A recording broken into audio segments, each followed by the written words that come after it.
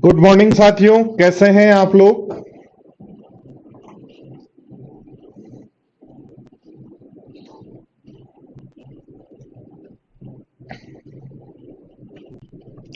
तो दोस्तों, आज की क्लास में हम पढ़ने वाले हैं एलिगेशन। तो एलिगेशन की दोस्तों यदि बात करें तो ये एलिगेशन एक टॉपिक नहीं है। एलिगेशन एक अप्रोच है क्वेश्चंस को सोल्व करने की। जो अर्थमेटिक के जितने भी चैप्टर हैं, जैसे परसेंटेज है, सीआई एसआई है, चक्रवर्ती ब्याज साधारण ब्याज है, प्रॉफिट एंड लॉस है, टाइम एंड डिस्टेंस है, टाइम एंड वर्क है, रेशियो है, एवरेज है, ये चैप्टर्स हैं।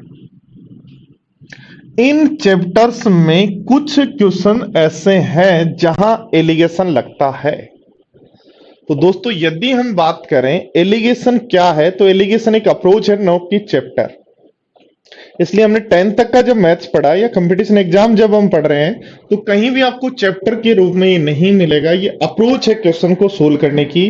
अर्थमेटिक के अलग अलग क्वेश्चंस, अलग अलग चैप्टर के क्वेश्चंस, जहां पे इस अप्रोच को हम यूज ले सकते हैं, उसको हमने सबको इकट्ठा करके एक चैप्टर बना लिया अपना एलिगेशन। कैसे यूज लेते हैं, कहां यूज लेते हैं, ये सारी बातें आज की क्लास में हम सीखेंगे। तो ध्यान दो दोस्तों, ध्यान दो बोर्ड पर। यदि हम बात करें एलिगेशन लगता कब है और कैसे लगता है, तो कोई भी क्वेश्चन को यदि आप इस दिए गए फॉर्मेट में लिख लेते हो, ठीक है, कोई भी क्वेश्चन को यदि आप इस दिए गए फॉर्मेट में लिख लेते हो, क्या फॉर्मेट है देखो आपके सामने दिखाई दे रहा है। इस फॉर्मेट में यदि आप लिख लेते हो तो आपका एलिगेशन लगेगा। इस फॉर्मेट में क्या होना चाहिए, हम लिखेंगे फर्स्ट पार्ट में कितना चेंज है, सेकंड पार्ट में कितना चेंज है, और ओवरऑल कितना चेंज है। यानी सबसे पहले आपको क्या पता होना चाहिए, सबसे पहली बात एलिगेशन के लिए जो पता होनी चाहिए कि फर्स्ट पार्ट में चेंज कितना है, सेकंड पार्ट में चेंज कितना है, और ओवरऑल चेंज कितना है, ओवरऑल चेंज कितना है। ठीक है। और दूसरा पार्ट जो पता होना चाहिए, दूसरी बात एलिगेशन में, ये सारी यूनिट जो है वो सेम यूनिट होनी चाहिए। यूनिट्स क्या होनी चाहिए, सेम होनी चाहिए, यूनिट सेम होनी चाहिए। तो पहला काम है कि दिया गया जो आपके पास है, दिया गया जो ए और बी है पार्ट, उसको ओवरऑल चेंज पता हो और अलग अलग चेंज पता हो। यानी दोस्तों, कोई भी यदि जैसे मान लो ये पूरा मार्कर है और इस मार्कर के मैंने दो पार्ट कर दिए, दो पार्ट, ठीक है। अब इन दोनों पार्ट में चेंज पता हो, यानी इसमें कितना परसेंट चेंज कर रहे हो, कितना नंबर में चेंज कर रहे हो, कोई भी चेंज, पर जो चेंज इसमें पता हो वही सेम यूनिट में चेंज यहां पता हो। जैसे मैंने कहा इसको 1 सेंटीमीटर बढ़ाया, इसको 3 सेंटीमीटर कम किया, तो दोनों में चेंज पता होना चाहिए, दोनों पार्ट में चेंज पता होना चाहिए। साथ में पूरा जो वैल्यू, पूरा जो ये है, पूरा जो आपके पास है, इसमें भी चेंज पता होना चाहिए। जब आपको दोनों पार्ट में अलग अलग और एक साथ दोनों चेंज यदि पता हो, दोनों पार्ट में अलग अलग और दोनों में एक साथ पूरा चेंज जब पता हो, तब हम दोस्तों एलिगेशन यूज ले सकते हैं। तब हम दोस्तों एलिगेशन यूज ले सकते हैं। तो फर्स्ट पार्ट, सेकंड पार्ट और ओवरऑल चेंज पता होना चाहिए, और तीनों चेंज जो है वो सेम यूनिट में होने चाहिए। फर्स्ट पार्ट, सेकंड पार्ट और ओवरऑल चेंज पता होना चाहिए, और तीनों चेंज सेम यूनिट में होने चाहिए। अब तीसरी बात आती है कि इन चेंजेज को यूज कैसे लेते हैं। यूज लेते हैं, ध्यान दो, देखो सबसे पहले यदि आपने यहां से माइनस करके लिखा है, यानी a माइनस ओ यदि लिख रहे हो, तो आप यहां जो वैल्यू आएगी वो इसमें से माइनस होके आएगी, यानी o माइनस बी आएगी। तो ध्यान दो, आपको माइनस करना है। यदि आपने a माइनस ओ का रेशियो लिखा है, तो आगे जो रेशियो लिखोगे वो o माइनस बी का लिखोगे, या ऐसा करोगे, ध्यान दो, यदि यदि आपने b माइनस ओ लिखा है या o माइनस ए लिखा है, यदि इधर o माइनस ए लिखा है, इधर यदि o माइनस ए लिखा है, तो यहां जो रेशियो आएगा वो आएगा b माइनस ओ का।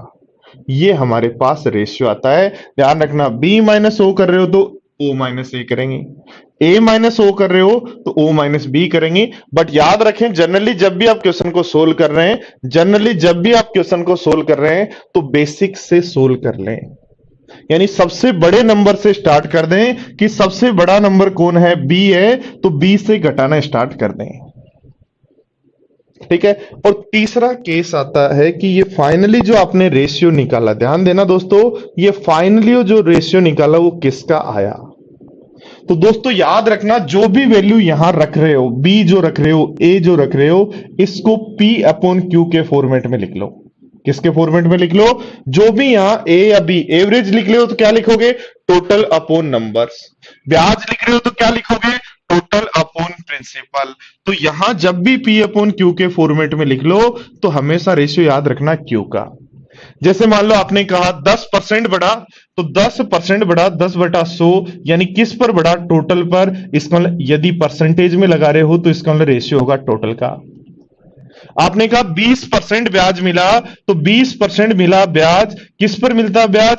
मूलधन पर। इसका रेशियो होगा मूलधन का। ठीक है। आपने कहा 25% का लाभ हुआ, 25% क्या होता है? लाभ। और लाभ किस पर होता है? सीपी पर। इसलिए दोस्तों आप कहोगे रेशियो सीपी का होगा, यानी जब लाभ लिख रहे होंगे तब रेशियो सीपी का होगा।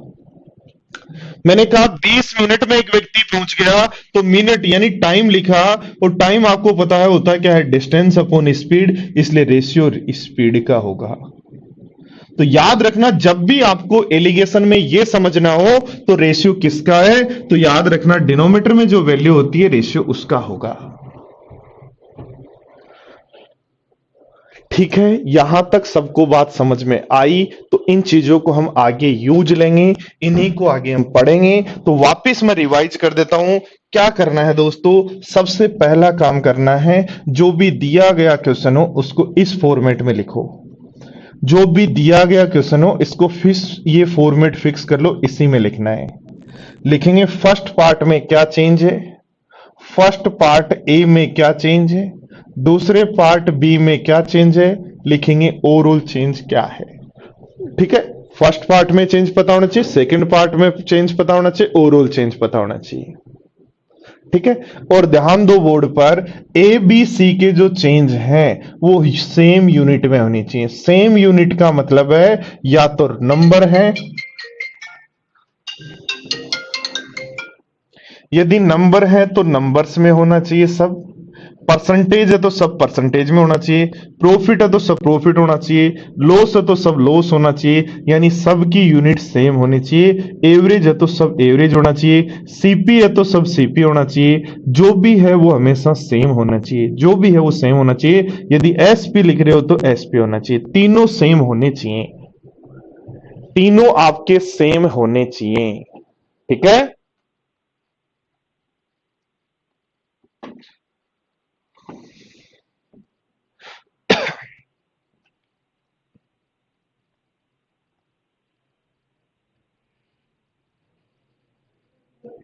करवाएंगे सुनील, एज वाले क्वेश्चंस भी करवाएंगे, रेशियो में आएंगे एज वाले क्वेश्चन। ठीक है, चलो पढ़ो, देखो, ध्यान दो। आगे हम जब बात कर रहे होंगे दोस्तों, पहला स्टेप है फर्स्ट पार्ट में चेंज, दूसरे पार्ट में चेंज, ओवरऑल चेंज पता हो, और चेंज हमेशा सारे सेम यूनिट में हो। और तीसरा पार्ट होता है कि इसको यहां माइनस करते हैं, तो यदि b माइनस सी लिखा है तो दोस्तों यहां याद रखना कि c माइनस ए रखेंगे। और ये रेशियो किसका होगा? तो ए को, ए क्या है उसको p अपॉन क्यू के फॉर्मेट में समझो। तो रेशियो हमेशा याद रखना, जो q है उसका रेशियो आएगा, जो q है उसका रेशियो आएगा। यानी किस पर बेस्ड है? प्रॉफिट है तो किस पर होता है? सीपी पर। एसपी किस पर होता है? सीपी पर। तो हमेशा याद रखना रेशियो हमेशा जो है, रेशियो हमेशा डिनोमिनेटर वाली वैल्यू का होगा। ठीक है दोस्तों, एवरेज की सीट के स्टूडेंट सॉल्यूशन मांग रहे हैं। दोस्तों एवरेज की सीट में जितने क्वेश्चंस हैं उनके टाइप ऑफ क्वेश्चन सारे मैंने करवा दिए। अब आपको दिमाग लगाना है, सॉल्यूशन देख के काम नहीं चलाना है। याद रखो, आंसर्स दिए हुए हैं उन्हीं से काम चलाओ। कुछ तो सीखो यार, कुछ तो खुद करने की कोशिश करो। ठीक है, इसलिए प्लीज अब रिक्वेस्ट है आपसे कि मेरा आपसे रिक्वेस्ट है, आप यदि चाहते हैं सीखना तो जो कॉन्सेप्ट्स आपको सिखाए हैं उनमें उन बातों को यूज लेना सीखो, उनमें उन बातों को यूज लेना सीखो, तभी मजा आएगा, वरना नहीं। 90 क्वेश्चन करने के बाद 200 में से 90 क्वेश्चन करवा दिए और जो सेम टू सेम है वो छोड़े और उनके आप सॉल्यूशन मांग रहे हो। थोड़ा सा यार मेंस के लेवल का पढ़ाया आपको, थोड़ा सा ध्यान रखो। हाँ, डाउट क्लास हो जाएगी, डाउट क्लास हो जाएगी, डाउट क्लास रख लेंगे, ठीक है।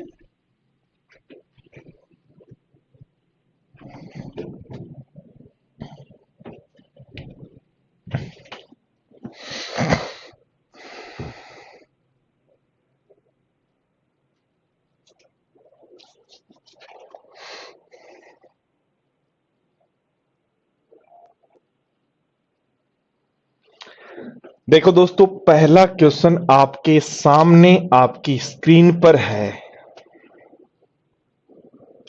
बहुत सारी बातें मैं इस एक क्वेश्चन में सिखाना वाला हूं आपको, तो ये सारी बातें जो मैं भी आपको सिखाऊं इस क्वेश्चन में, सारी बातें आप अच्छे से समझेंगे। पहले सारे स्टूडेंट्स क्वेश्चन को 2 बार पढ़ेंगे।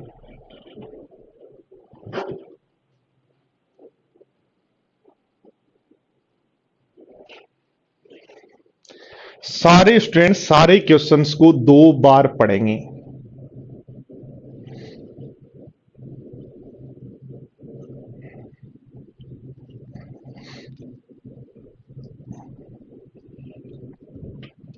किशोर कुंदन पूछ रहे हैं कि सर माइनस क्यों करते हैं।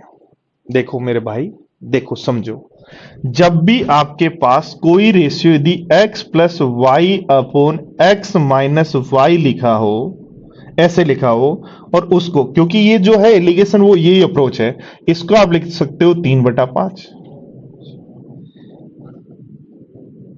जब भी ऐसा लिखा है तो उसको 5/3 लिख सकते हैं क्या। तो ध्यान दो, इसको यहां गुणा करेंगे, इसको यहां गुणा करेंगे, जब दूसरी साइड वैल्यू को लेके जाएंगे तो वैल्यू प्लस होगी या माइनस होगी, तो माइनस होगी। अब माइनस की तो हम करेंगे क्या, जैसे 3y को यदि यहां से यहां लेके जा रहे हैं तो यदि माइनस का तो भी हम माइनस करते हैं, बट वो माइनस का होता है इसलिए वो प्लस का बन जाता है, ठीक है, तो इसलिए माइनस करते हैं। आंसर हरिकेश सबको आता है, मुझे पता है। आपको इस क्वेश्चन को पढ़ना है भाई, 2 बार पढ़ना है सारे स्टूडेंट्स को।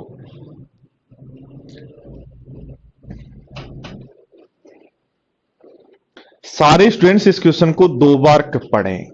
किशोर कुंदन समझ में आ गया क्यों माइनस कर रहे हैं।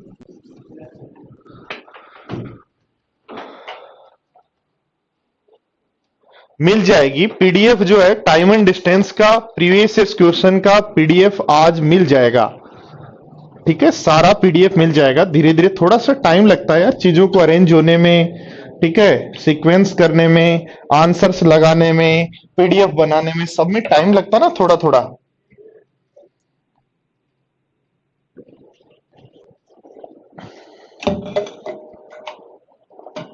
क्वेश्चंस कलेक्ट करने हैं। फ्री गाइड आज मिल जाएगी, टाइम एंड डिस्टेंस की जो पीडीएफ है आज मिल जाएगी, प्रॉफिट एंड लॉस की मिल चुकी है, परसेंटेज की भी आपको मिल चुकी है, और एवरेज, एलिगेशन और जो अपना मिक्सर है, ये तीनों कंप्लीट होते ही मिल जाएगी, ठीक है। चलो अब ध्यान दो, देखो इस क्वेश्चन को कैसे कैसे कर सकते हैं। ध्यान दो, पहला तरीका इस क्वेश्चन को करने का हो सकता है कि आपने कहा मेल और फीमेल टोटल मेरे पास 8,000 है। कितने हैं मेल और फीमेल, ध्यान दो क्वेश्चन में मेल और फीमेल कितने दिए अभी, पूरी जनसंख्या 8,000 है, इसका मतलब मेल और फीमेल 8,000 है। तो मेल यदि मैं मान लेता हूं x, मेल यदि मैं मान लेता हूं x, जिनका बड़ा 6%, मेल बड़ा 6%, फीमेल यदि मैं मान लेता हूं बची कितनी, वो 8,000 माइनस एक्स होंगी, फीमेल कितनी होंगी 8,000 माइनस एक्स होंगी, जिनका कितना बड़ा आप कह रहे हो 10%, और टोटल जनसंख्या 8,000 से 8,600 हो गई। तो ध्यान दो कितनी बढ़ रही है, तो हम कहेंगे 600 बढ़ी है। ध्यान दो, मेल है एक्स का 6% बढ़ता है, फीमेल 8,000 माइनस एक्स का 10% बढ़ता है, जो टोटल हमारे पास।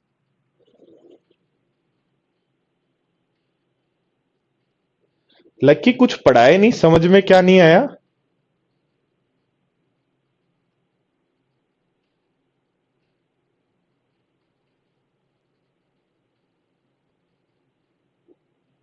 ध्यान दो बोर्ड पर, मेल और फीमेल 8000 है, मेल बढ़े 6%, फीमेल 8000 माइनस एक्स का बढ़े 10%, तो टोटल कितने हो गए 600। क्या ये बात आपको समझ में आई क्या? और ये बात यदि समझ में आई तो यहां भी कोई बड़ी कैलकुलेशन नहीं है दोस्तों, इसको आप इजीली सोल्व कर सकते हो, सब जगह 100 से गुणा कर दो।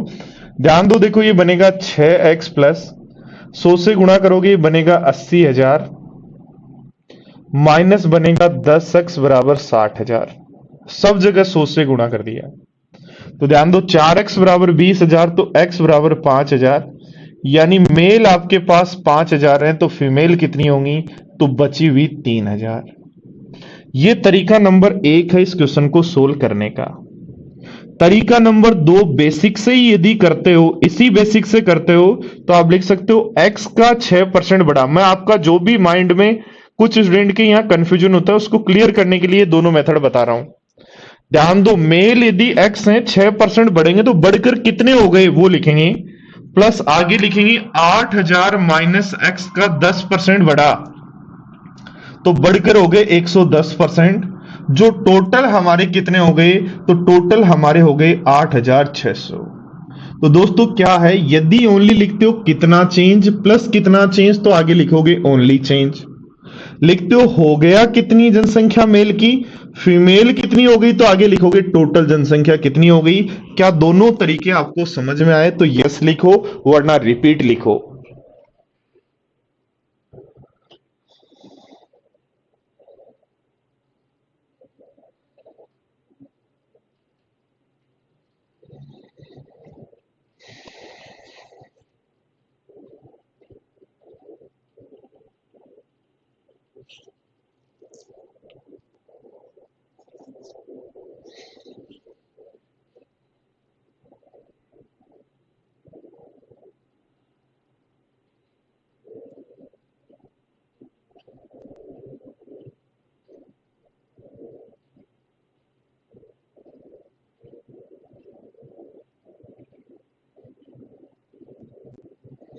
तो वापस ध्यान दो, मेल और फीमेल टोटल आज 8,000 है, मेल एक्स है का 6% बढ़ता है, फीमेल 8,000 माइनस एक्स का 10% बढ़ता है, जो टोटल कितना बढ़ा 600। सोल्व कर लेंगे, एक्स की वैल्यू मेल होगी, बचे हुई फीमेल होगी। अब ध्यान दो दोस्तों, इस क्वेश्चन को अगले तरीका क्या है जिससे हम सोल्व कर सकते हैं, तो अगला तरीका आपका है दोस्तों एलिगेशन।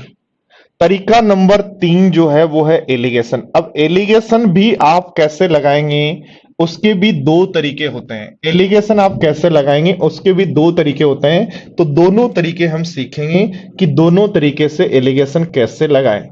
दोनों तरीके से एलिगेशन को कैसे लगाएं सब स्टूडेंट्स हम सीखेंगे, ठीक है। तो ये हमारी बात है, अब एलिगेशन सीखना है। तो एलिगेशन यदि सीखना है तो हम लिखेंगे टोटल जनसंख्या कितनी है 8,000, टोटल जनसंख्या कितनी है 8,000, मेल कितने बढ़े तो आप कहोगे 6%, ध्यान देना फीमेल कितनी बढ़ी तो आप कहोगे 10%। मेल कितने बढ़े तो आप कहोगे 6%, फीमेल कितनी बढ़ी तो आप कहोगे 10%। और ध्यान दो ओवरऑल संख्या कितनी बढ़ी तो 8,000 से 8,600 हो गई।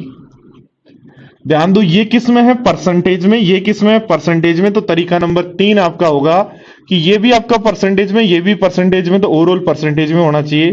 तो 600 बड़ा है किस पर बड़ा है 8,000 पर, 100 से गुणा कर दें तो आपके पास परसेंटेज आ जाएगा कि ओवरऑल जो जनसंख्या बढ़ी वो 7.5% बढ़ी। तो ध्यान दो एलिगेशन लगाने के लिए फर्स्ट पार्ट में चेंज परसेंटेज में पता है तो दूसरे पार्ट में भी चेंज परसेंटेज में पता होना चाहिए, और ओवरऑल जो चेंज है वो 7.5, इसका मतलब ओवरऑल चेंज भी परसेंटेज में पता है। और ऐसा पता है तो एलिगेशन लगा दोगे, ये बन जाएगा 2.5, यहां घटाओ और इसको घटाओ, हमारे पास बन जाएगा 1.5, 0.5 से डिवाइड कर दें तो रेशियो हो जाएगा 5:3। 5:3 किसका रेशियो होगा, तो ध्यान देना यहां किससे डिवाइड किया टोटल जनसंख्या के से, इसका मतलब नंबर्स का रेशियो होगा। तो 8 की वैल्यू क्वेश्चन में हमें 8,000 दी गई है, 8 की वैल्यू 8,000 है, तो फीमेल 3 की वैल्यू क्या होगी, तो हम कह देंगे 3,000। ये रेशियो किसका आ गया, मेल और फीमेल का आ गया। टोटल 8 की वैल्यू 8,000 है तो 3 की वैल्यू 3,000, इसलिए अपना आंसर होगा 3। दोस्तों ध्यान दो, यदि लगाना है एलिगेशन और लगा रहे हैं एलिगेशन तो दूसरा तरीका और हो सकता है। क्या हो सकता है, ध्यान दो। आपने कहा टोटल जनसंख्या मेरी 8,000 थी और अब मेरी टोटल जनसंख्या बढ़कर 8,600 हो गई। तो यदि मैं यहां नंबर लिख रहा हूं कि मेरी संख्या 600 बढ़ी, क्या लिख रहा हूं कि मेरी संख्या कितनी बड़ी 600, तो यदि मैं यहां नंबर लिख रहा हूं तो ध्यान देना, फिर मेल भी नंबर में लिखूंगा तो 8,000 का पूरा 6%, यानी फिर पूरा 6 ले लेना है कि मेल ही बढ़े, जितने भी बढ़े वो, जितने मेल बढ़े उतनी फीमेल बढ़ी। तो 8,000 का 6% बढ़े तो 480 होगा क्या? ऐसे मेरे साथियों ध्यान दो, देखो फीमेल की यदि बात करें तो 8,000 से 8,600 हुआ, तो फीमेल इसका 10% बढ़ेगा, तो 10% बढ़ेगा तो कितना होगा? 800। घटा दो, देखो घटाने के बाद यदि एलिगेशन लगाते हैं तो यहां घटाएंगे बनेगा 200 और यहां घटाएंगे बनेगा 120। 40 से काट दें तो रेशियो आ जाएगा 5:3। तो वही मेल फीमेल का आपके पास रेशियो आ गया कि 8 की वैल्यू आपके पास 8,000 है, 8 की वैल्यू 8,000 है तो 3 की वैल्यू कितनी होगी? 3,000। तो यही पूछा है फीमेल कितनी है।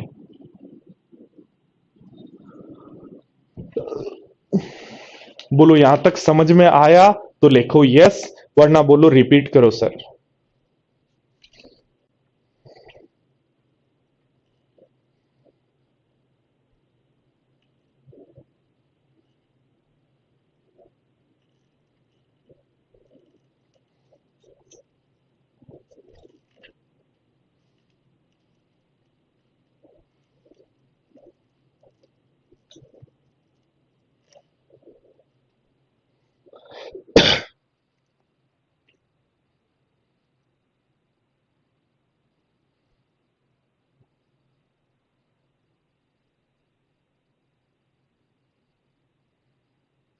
हाँ जी कनक, समझ में आया? हाँ फ्री गाइज।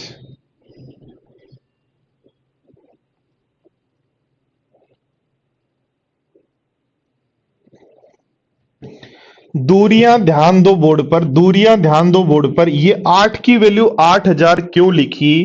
क्योंकि ये रेशियो जो है, आपने जो 8,000 बढ़ाया वो किस पे बढ़ाया? ये 480 जो बढ़ा वो किस पर बढ़ा? 8,000 पर। इसका मतलब चेंज आपने टोटल पे किया है, स्टार्टिंग वैल्यू पे चेंज किया है। तो जिस पे चेंज करोगे रेशियो उसी का आएगा। तो 5 और 3, 8 की वैल्यू 8,000 तो 3 की क्या होगी? 3,000। अब ध्यान देना, कुछ स्टूडेंट को ये समझ में नहीं आया 480 और 800 कहां से आए। तो ध्यान दो, 800 का फीमेल कितनी बढ़ रही थी? 10%। तो आपने क्या किया? 8,000 को सबको 10% बढ़ा दिया तो 800 बढ़ा। और मेल कितने बढ़ रहे थे? 6%। तो सबको ही 6% बढ़ा दिया तो 480 बढ़ा। इसको सोल्व कर लो। ध्यान दो दोस्तों, नेक्स्ट तरीका आप यूज ले सकते हो। क्या यूज ले सकते हो? सीखना।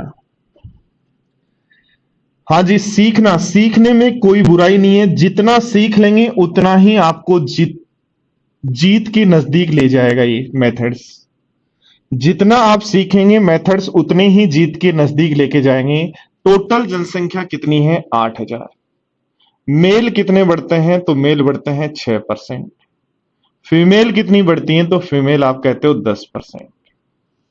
आपने क्वेश्चन पढ़ा कि एक शहर की जनसंख्या 8,000 है, एक शहर की जनसंख्या 8,000 है, मेल 6% बढ़ते हैं और फीमेल यदि 10% बढ़ती हैं। एक शहर की जनसंख्या 8,000 है, मेल यदि 6% बढ़ते हैं और फीमेल यदि 10% बढ़ते हैं। बट आपने जल्दी में क्या किया? आपने जल्दी में ये पढ़ लिया, आगे वाला 10 भी आपको 6 ही दिखा और आपने पढ़ लिया कि 8,000 का मेल भी 6 बढ़े और फीमेल भी 6 बढ़े तो टोटल जनसंख्या कितनी बढ़ी? 480। बट आप कह रहे हो रियल में तो टोटल जनसंख्या 600 बढ़ी है। तो ये 120 और कहां से बढ़ी? ये यहां इंपॉर्टेंट पॉइंट है। आपने क्या कहा? आपने जल्दी में पढ़ लिया कि मेल 6 बढ़े हैं, वैसे ही फीमेल भी 6 बढ़ी होगी और आपने कहा जनसंख्या 480 बढ़ी है। रियल में आपने देखा 600 बढ़ी है। तो ये 120 कहां रह गया? तो ध्यान दो, 120 रह गया। फीमेल का 10% का मतलब 6 और 4 होता है। तो 6 तो आपने पढ़ लिया, बच गया कितना? 4। तो फीमेल का जो 4% बच गया उसकी वैल्यू 120 है। तो फीमेल के 1% की वैल्यू क्या होगी? तो आप कहोगे 30 होगी। तो फीमेल के 100% की वैल्यू कितनी होगी? तो आप कहोगे 3,000 होगी। इसको मतलब फीमेल कितनी है? बोलो सबको समझ में आया तो बोलो यस, वरना बोलो सर रिपीट।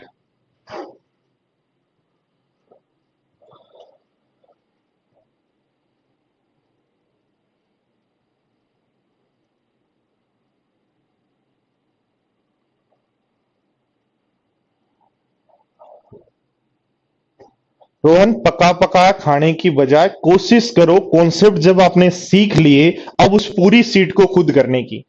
वो प्रैक्टिस एक्सरसाइज है आपकी। रोहन क्या कह रहा है कि सर आप जो क्वेश्चन सोल्व करवा रहे हो वो नंबर वही रखो जो सीट में है, मैंने इसीलिए चेंज किए हैं। ठीक है, कि आप जब सीट को सोल्व कर रहे हो तो आपको ये नंबर नहीं पता हो कि ये 17 नंबर क्वेश्चन वहां है, क्योंकि पहले आप क्लास को सोल्व करोगे, क्लास को पढ़ोगे, कॉन्सेप्ट्स को सीखोगे, फिर जब सीट सोल्व करोगे तो वो तो अपने आप चलनी चाहिए ना फिर। हाँ, हो सकता है 2 4 5 क्वेश्चन आपको फंसाएं, बट बाकी सीट आपकी सोल्व होनी चाहिए, होनी चाहिए।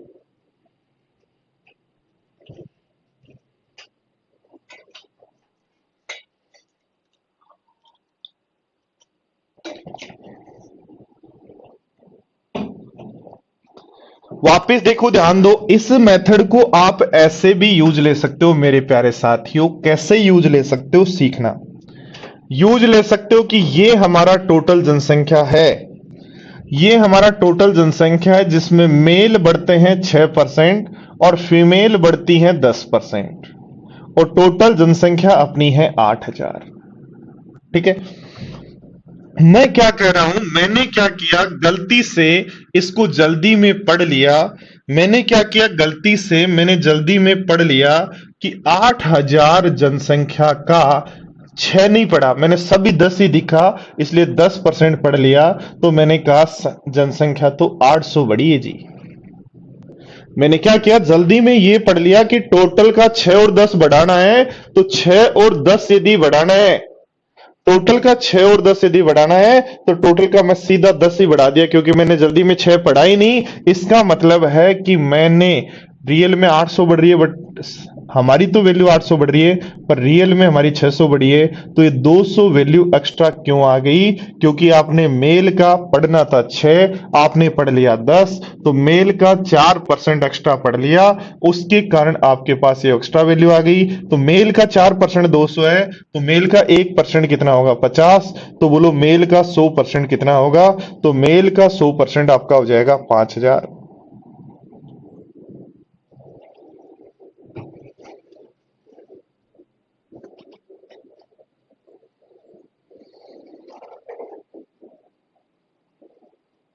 उसी दिक्कत को रोहन तभी दूर कर पाएंगे जब आप परफेक्ट हो जाएंगे। उसी के लिए मैंने ये सीक्वेंस चेंज किए, क्वेश्चन के नंबर चेंज किए हैं, कि आप जो है सीट में सेम क्वेश्चन का आंसर देके कहीं प्रैक्टिस नहीं कर रहे हो। मुझे वो सीट जो आपको 200 क्वेश्चन की सीट मिली है, मुझे उस 200 क्वेश्चन के सॉल्यूशन आपको विदाउट किसी सॉल्यूशन के हेल्प के आंसर चाहिए, इसीलिए मैंने एबीसीडी लगा के दिया है। यदि आपको विथ सॉल्यूशन ही काम करना है तो जो क्लास में मैंने क्वेश्चन करवा दिए उससे काम चलाओ। यदि विथ सॉल्यूशन ही काम करना है तो जो क्लास में क्वेश्चन करवा दिए उन्हीं से काम चलाओ। और आप चाहते हो कि क्लास में मैंने प्रैक्टिस कर ली, अब मैं कोई भी क्वेश्चन मैं कर सकता हूं, ये कॉन्फिडेंस यदि आपके अंदर चाहते हो, तो फिर उस सीट को विदाउट सॉल्यूशन ही करो, पीछे जो एबीसीडी दिए हुए उन्हीं को हेल्प लो। वापिस ध्यान दो, देखो क्या किया, मेल बढ़ा 6, फीमेल बढ़ा 10। आपने गलती में सारा 10 पढ़ दिया, इसका मतलब आपकी जनसंख्या बढ़ गई 800। रियल में कितनी बढ़ती है, 600। तो ये 200 कहां से आया, ये तो 10 ही पढ़ना था, इसको 6 को 10 पढ़ा। तो मेल का 4% 200, तो मेल का 1% 50 होगा, तो मेल का 100% क्या होगा, वो आंसर हो जाएगा। चलो क्वेश्चन नंबर 2, जो भी आपको मेथड अच्छा लगा, 6 मेथड मैंने बताए, जो भी मेथड आपको अच्छा लगा उससे इस क्वेश्चन का आंसर दें। मुझे इसका आंसर चाहिए बस, चाहे जो आपको यूज लेना है मेथड, कोई भी मेथड यूज लेना है वो आप ले सकते हो।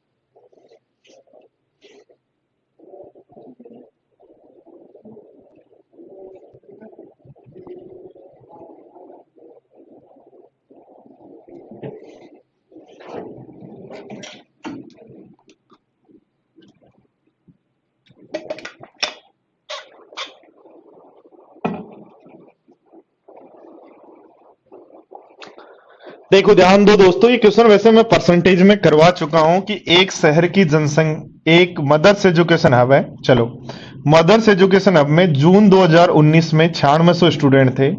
लड़कों की संख्या 8% बढ़ी, बॉयज बढ़े 8%, और गर्ल्स की जो संख्या है वो बढ़ी 5%। और टोटल जो संख्या है वो 10,000, टोटल जो संख्या है वो 10,272 हो गई। ध्यान दो मैंने गलती में क्या किया, ध्यान दो, देखो रियल में कितना बढ़ रहा है 672, 672।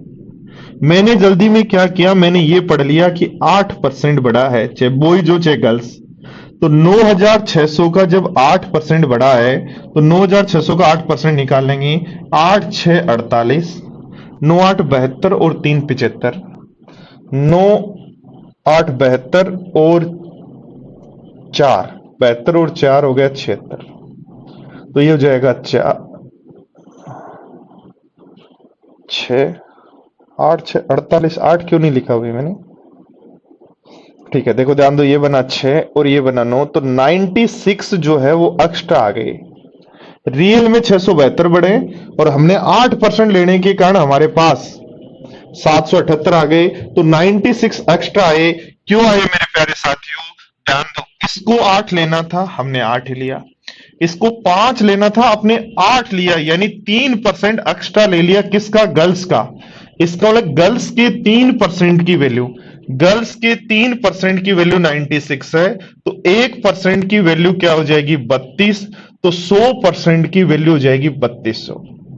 अब हम क्या करते हैं दोस्तों, जल्दी में इसी को आंसर लगा देते हैं। हम क्या करते हैं, तो हमें तो ये लगता है हमने बहुत अच्छा काम किया यार, बहुत फास्ट क्वेश्चन हो गया, तो हम इस क्वेश्चन को जल्दी में आंसर लगा देते हैं। और जल्दी में जब आंसर लगा देते हैं दोस्तों, तो हम आंसर गलत कर देते हैं। क्यों, क्योंकि अब की बार ये टोटल तो जून का आया है और पूछा कब का है, जुलाई का। टोटल जून का आया है, डी डी आंसर लगे हुए बहुत सारे स्टूडेंट्स के। यही मैं कहना चाह रहा हूं कि पूछा कब का है, जुलाई का। ये जो वैल्यू आई वो कब की आई, जून की। आपको कब का चाहिए, जुलाई का। तो जुलाई में जो लड़कियों की संख्या कितनी बढ़ती है, 5%, तो 3200 का 5% और जोड़ो, इसलिए आंसर होगा 3360, और 3360 आपका ऑप्शन है ए। हम यही गलती करते हैं, इसलिए दोस्तों जब स्टूडेंट मेंस दे रहा होता है, एग्जामिनेशन हॉल से बाहर आके बोलता है कि सर 95 प्लस क्वेश्चन सही है, शाम तक उसके 90 हो जाते हैं, क्योंकि उसको पता लगा 5 में तो मैं सिली मिस्टेक कराया। धीरे धीरे एसएससी की आंसर की आती है, तब तक 80 पहुंच जाते हैं। और 95 क्वेश्चन करके आए हो, 80 यदि आपके सही हैं तो 4 क्वेश्चन और काट दो, 76 बचे। और 76 का मतलब 150 नंबर हो रहे हैं, 150 नंबर पे मैथ्स में सिलेक्शन नहीं होगा, मैथ्स के कारण। तो इसलिए छोटी छोटी मिस्टेक्स हैं दोस्तों, इन्हीं को सीखते हुए आपको आगे बढ़ना है, इन्हीं से आपको डर निकालना है, इन्हीं को आपको स्टूडेंट्स समझना है कि कहीं आप ऐसी मिस्टेक आप तो नहीं कर रहे हैं कहीं। देखो पढ़ो, एसएससी मेंस 2016 का क्वेश्चन है, क्या आंसर होगा, सारे स्टूडेंट्स मुझे बताएं।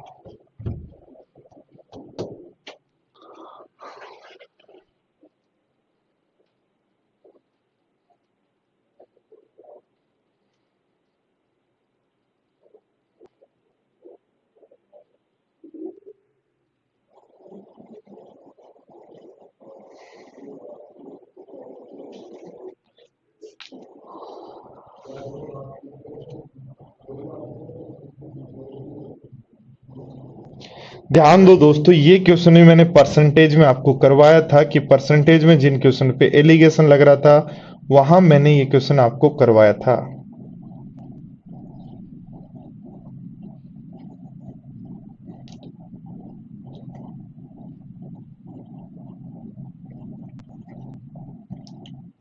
देखो एलिगेशन लगाना है तो सबसे पहले आपके दिमाग में जो तस्वीर बननी चाहिए वो ये बननी चाहिए कि मैं इसको फिल कर सकता हूं तो एलिगेशन लगेगा।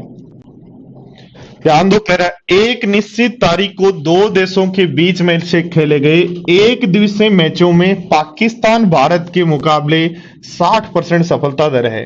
तो मान लो स्टार्टिंग में एक्स मैच खेले जिनमें सफलता दर है 60, वे भारत के पास अगले 30 मैच और खेलते हैं जिनमें हार गए, तो 30 मैच और खेले जिसमें हार गए तो सफलता दर 0, और जिसके कारण फाइनली सफलता दर हो गई 30। घटा लो, यहां 30 बनेगा, यहां घटा लो 30 बनेगा। यानी दोनों का जो रेशियो है पुराने मैच का और नए मैच का 1:1 है। और लास्ट वाले मैच 1 की वैल्यू यदि 30 है तो 1 की वैल्यू 30 है तो 2 की वैल्यू क्या हो जाएगी 60, कि 30 मैच यहां खेले, 30 यहां बराबर बराबर है, इसलिए आंसर हो जाएगा सी।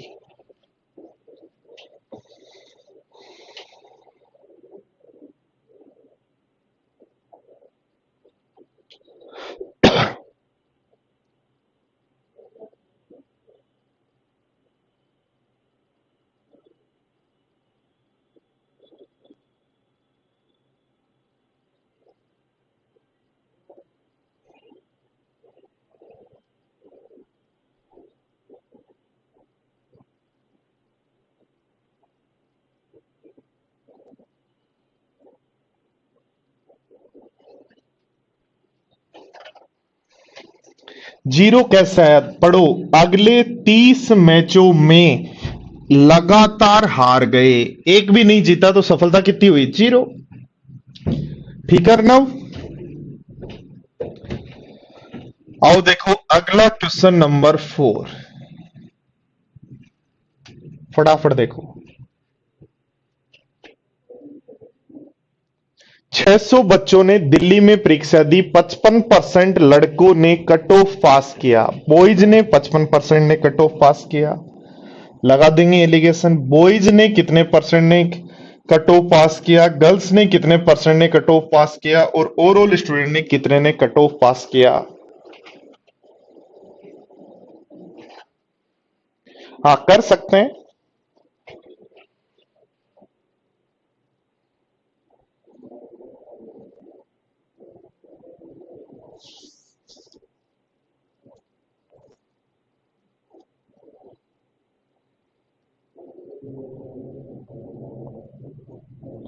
लिखेंगे, देखो ध्यान दो, बॉयज की जो कट ऑफ पास करने वाले स्टूडेंट हैं वो 55% स्टूडेंट्स हैं, गर्ल्स जो हैं वो 75% हैं, ओवरऑल कट ऑफ पास करते हैं 63, तो दोनों का डिफरेंस 12, यहां दोनों का डिफरेंस हो गया 8, 4 से काट दे तो रेशियो 3:2, तो टोटल 600 को 3:2 में बांटोगे तो 360 और 240 हो जाएगा। जो बाकी स्टूडेंट लाइव हैं वो भी आंसर दे सकते हैं यदि वो चाहते हैं तो,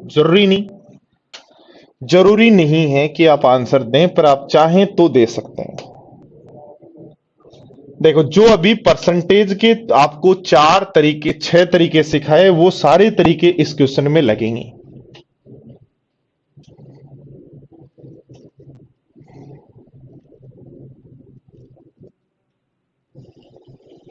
ऐसा क्यों होगा दोस्तों, इसके लिए एक बार बोर्ड पर ध्यान देना। देखो एक बार बोर्ड पर ध्यान देना, इस क्वेश्चन को पढ़ना एक बार।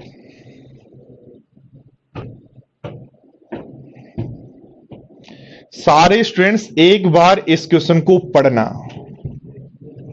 और इस क्वेश्चन को पढ़ लिया तो ध्यान दो बोर्ड पर, मैं क्या इस क्वेश्चन को ये क्या कह रहा है वो यही बात है कि एक बार सीख के मुझे बता दो।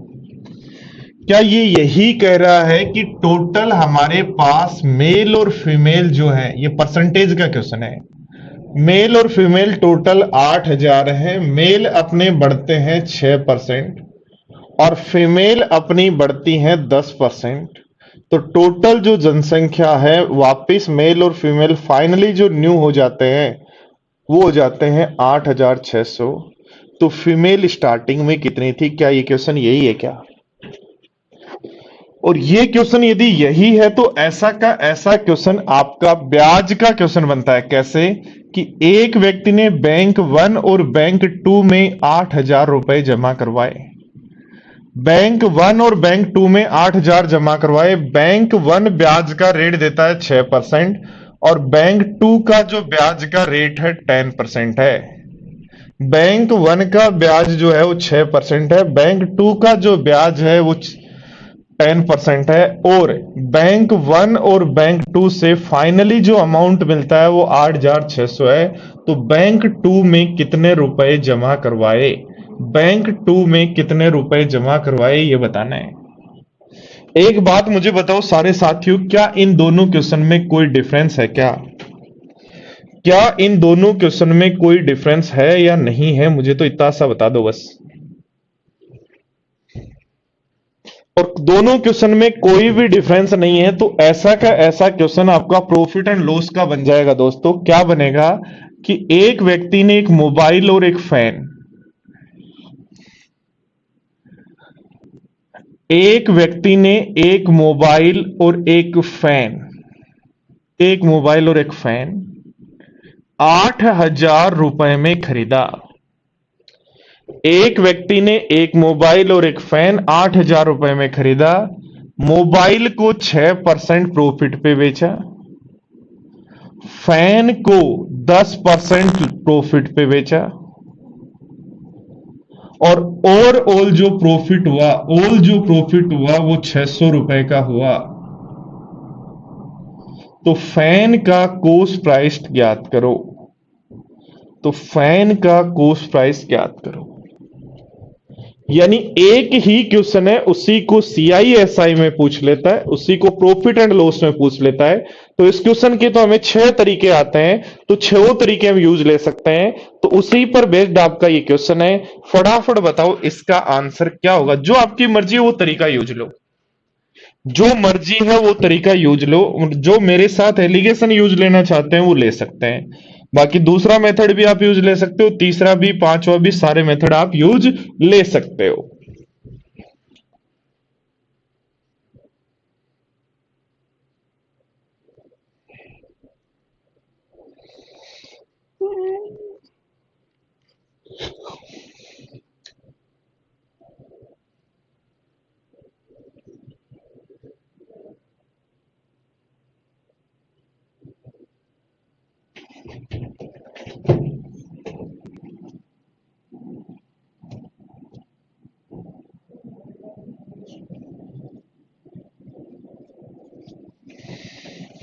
देखो, यदि हम चाहते हैं कि एलिगेशन यूज लें तो लिखेंगे फर्स्ट बैंक ब्याज कितना देता है 3%, दूसरा बैंक ब्याज कितना देता है 5%, ओवरऑल ब्याज मिलता है 144 किस पर, 144 रुपए ब्याज मिलते हैं किस पर, 4,000 पर, इंटू 100/टाइम 1 ईयर है।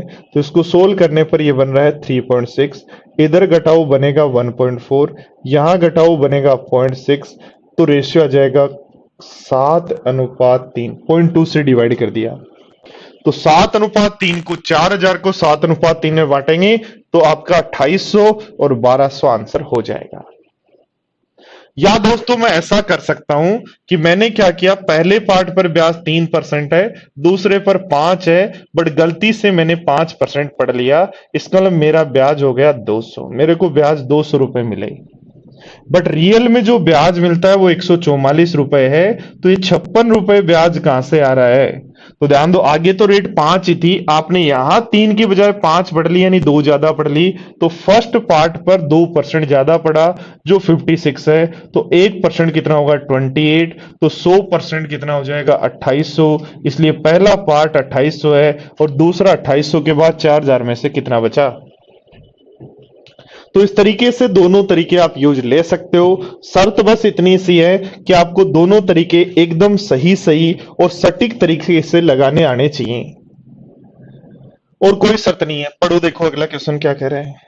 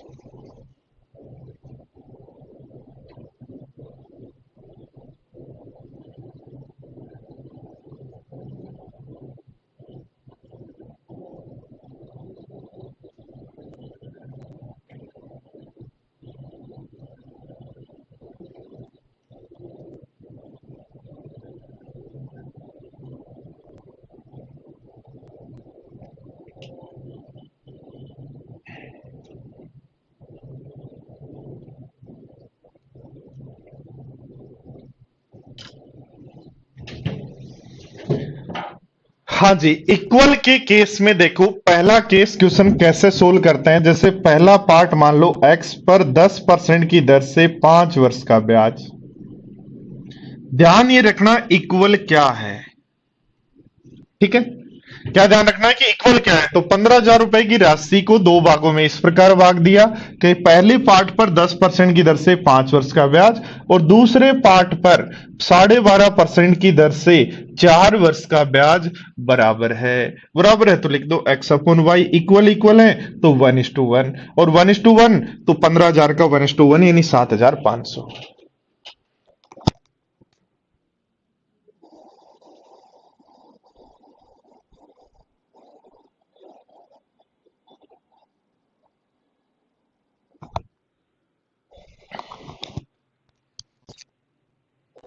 बोलो ठीक है, बात समझ में आई।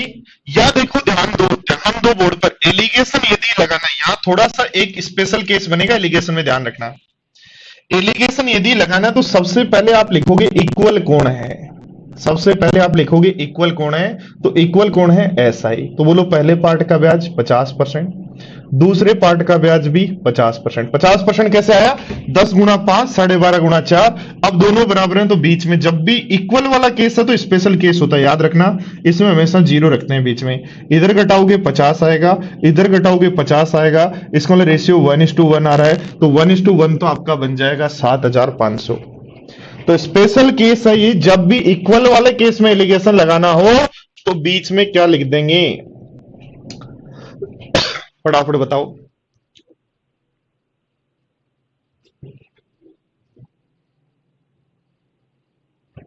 ओके भाई, ठीक है डोनाल्ड, कर लेंगे, बात कर लेंगे सर से। क्या हुआ वेंकटेश?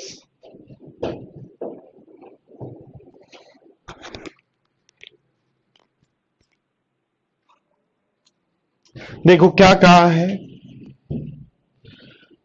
ब्याज बराबर है, कौन बराबर है, ब्याज। ब्याज बराबर है तो सबसे पहले एलिगेशन लगाने के लिए याद रखना, ध्यान रखना, लिखेंगे इक्वल कौन है, ब्याज। यदि ब्याज बराबर है तो ब्याज लिखेंगे और अमाउंट बराबर होती तो अमाउंट लिखते। याद रखना, यदि पिछले क्वेश्चन में यदि अमाउंट बराबर होती तो यहां 150%, 150% फिर हम सोल्व करते, पर हमें ब्याज बराबर है तो ब्याज लिखेंगे। तो पहला पार्ट 8% की दर से 1 वर्ष का ब्याज 8 ही होता है, दूसरा पार्ट 6 1 वर्ष की दर से 6 ही होता है, और इक्वल वाले केस में बीच में 0।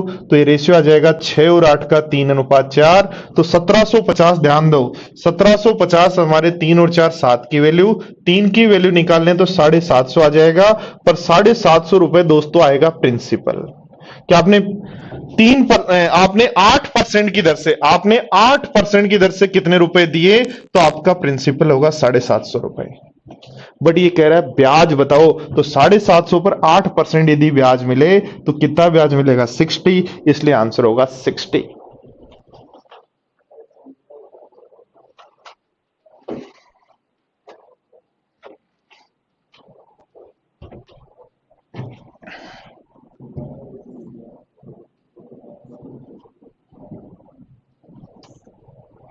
फटाफट करें।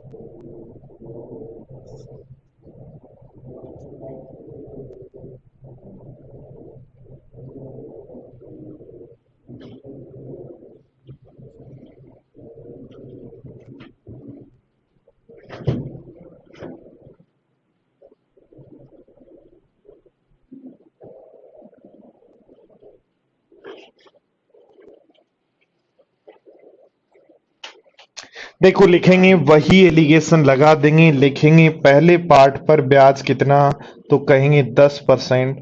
दूसरा जो पार्ट है उस पर ब्याज कितना, तो 20%। और कहेंगे ओवरऑल ब्याज कितना, तो 14%। इन दोनों का डिफरेंस 6, इन दोनों का डिफरेंस 4, तो रेशियो आ गया 3:2।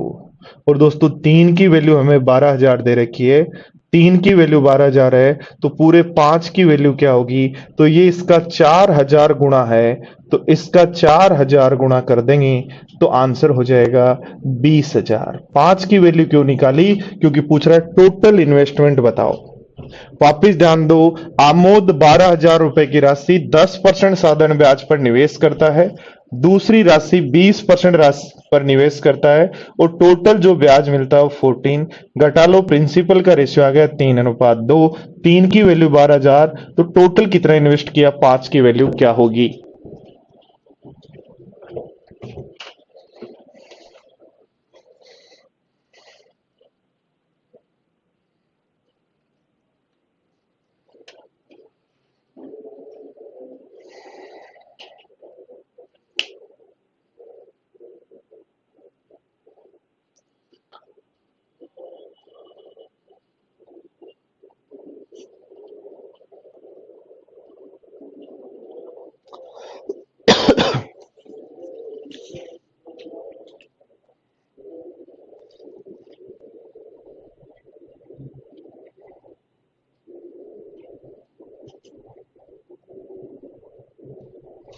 देखो लगा देंगे, एलिगेशन बोर्ड पर ध्यान दें और समझ लें कैसे क्वेश्चन को करना है, कैसे एलिगेशन यूज लेंगे। सारे स्टूडेंट्स बोर्ड पर ध्यान दें। टोटल रुपए 4,000 को दो हिस्सों में बांटा। पहले पार्ट पर टोटल रुपए 4,000 को दो हिस्सों में बांटा। पहले पार्ट पर ब्याज 8% है, 320 होगा। दूसरे पार्ट पर ब्याज 10% है, तो ओवरऑल ब्याज 400 होना चाहिए। पर रियल में जो ब्याज है वो 352 है। रियल में ब्याज 352 है, तो यहां घटाओ 48, यहां घटाओ 32, तो 16 से काट दे तो रेशियो जाएगा 3:2। 5 की वैल्यू 4,000 है, 5 की वैल्यू 4,000 हमारे पास वैल्यू है 5 की यानी प्रिंसिपल की। हमें पूछ रहा है कि 8% पे कितनी राशि दी? 3, तो बन जाएगा 8 × 2400 रुपए।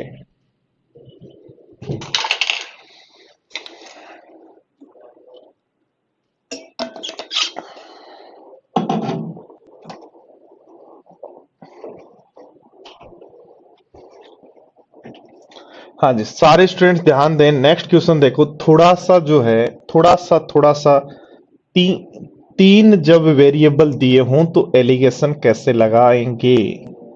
तीन जब वैल्यू दी हुई हो तो एलिगेशन कैसे लगाएंगे वो सीखना है। तीन जब वैल्यू दी हो तो एलिगेशन कैसे लगाते हैं वो आपको सीखना है। बोर्ड पर ध्यान दें। क्या कहा है? जितेंद्र ने 7,680 रुपए को तीन व्यक्तियों को 15%, 12% और 10% पे उधार दिया। एक वर्ष बाद 960 रुपए ब्याज के मिले, तो 960 ब्याज मिला 7,680 पर, और परसेंटेज में चाहिए तो इंटू कर दें 100 से, तो आंसर हो जाएगा 12.5% ब्याज मिला। 8 बार कट रहा है, 1/8, 1/8 क्या होता है? 12.5% होता है, तो 12.5% ओवरऑल ब्याज मिला।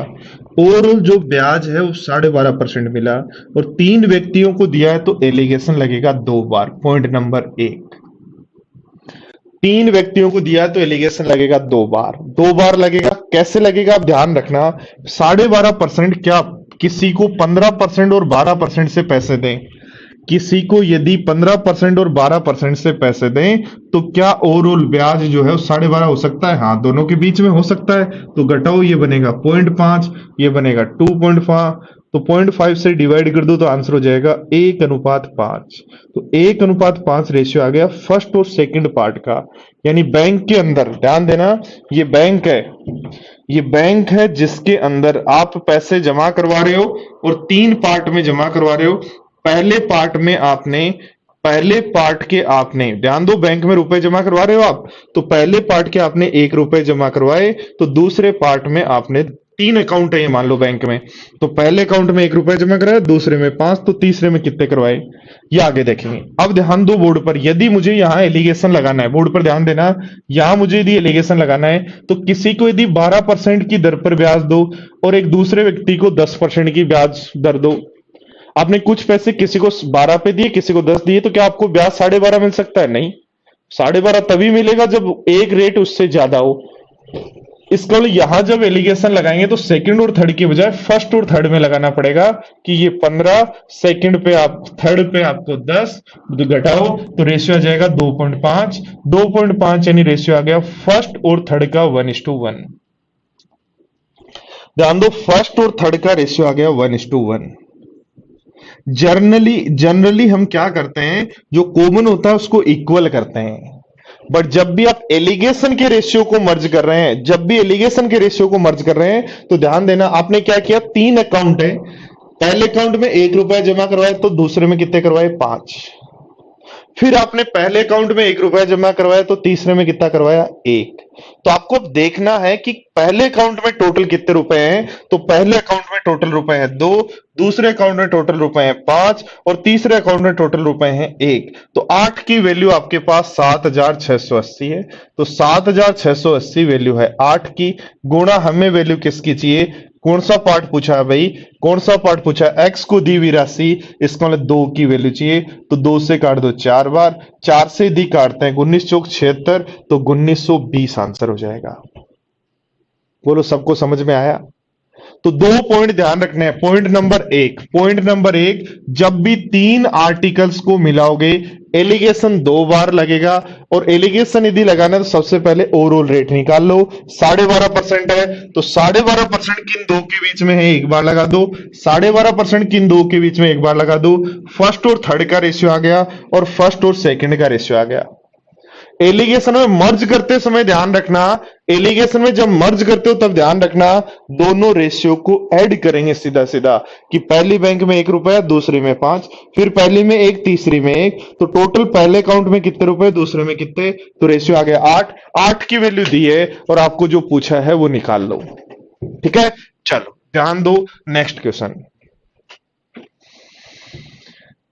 नंबर 11 और भी शानदार है। ठीक है, और भी शानदार है, पढ़ो।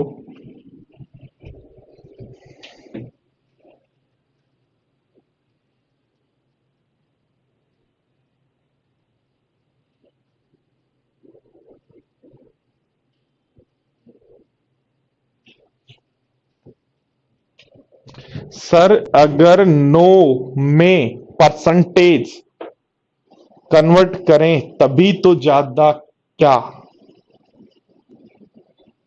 हाँ हो जाएगा, हो जाएगा, परसेंटेज से भी हो जाएगा और नंबर से भी हो जाएगा, दोनों से सिखाया नहीं क्या मैंने। क्वेश्चन नंबर एक मैंने सिखाया ना, दोनों से हो जाएगा।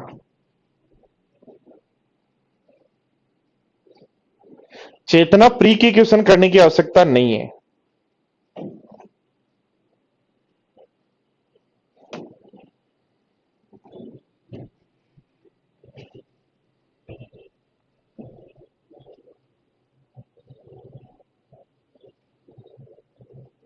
अर्नव सेकंड भी निकाल सकते हो, सेकंड और थर्ड में एलिगेशन नहीं लगा सकते। क्यों नहीं लगा सकते, कि आपने एक व्यक्ति को मान लो 12 रुपए दिए और दूसरे को 10, आप चाहते हो कि ये दोनों का एवरेज जब आए तो मेरे पास 13 रुपए मिले, और आपने दिए ही 12 और 10 हैं।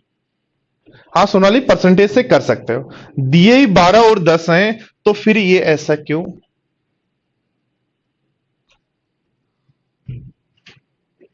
सुमन, यहां हम ये देखते हैं कि किस बैंक में आपने कितने कितने रुपए जमा करवाए हैं, इक्वल नहीं करना होता।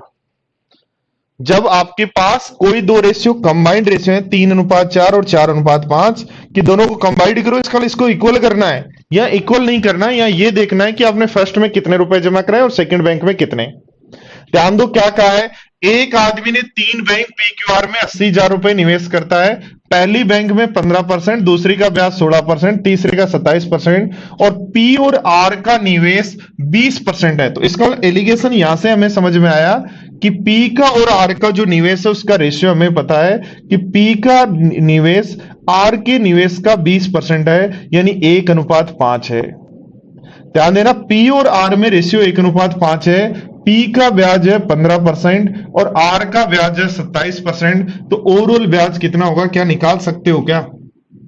तो ओवरऑल कैसे निकालते हैं, ध्यान दो, इन दोनों का डिफरेंस यहां लिखते हैं, इन दोनों का डिफरेंस यहां, तो या तो सोल्व कर सकते हो 27 minus x upon X minus 15 बराबर 1/5 है, इससे सोल्व कर लो।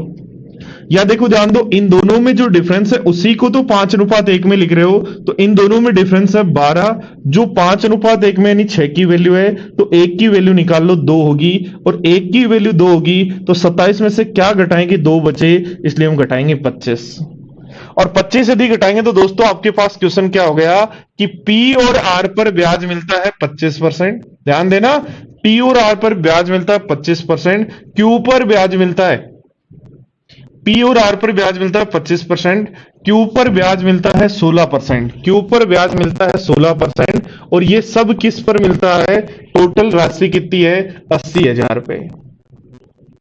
ठीक है, अब ध्यान दो, यहां मैं क्या करना चाह रहा हूं, यहां वो मेथड यूज ले रहा हूं, पी और आर पर 25 है, क्यू पर 16 है, यदि सब पे 25 हो तो 80,000 पूरे रुपए पर यदि 25% ब्याज हो तो क्या 20,000 रुपए ब्याज मिलेगा एक वर्ष का, और एक वर्ष का 20,000 मिलेगा, और रियल में देखो ध्यान दो, 2 वर्ष का 36,200 मिलता है, तो क्या एक वर्ष का 18,200 मिलेगा, भाई 2 वर्ष का 36,400 मिलता है, तो क्या एक वर्ष का 18,200 मिलेगा, तो इसका लिए 1,800 रुपए एक्स्ट्रा क्यों मिले, बात समझने की ये है।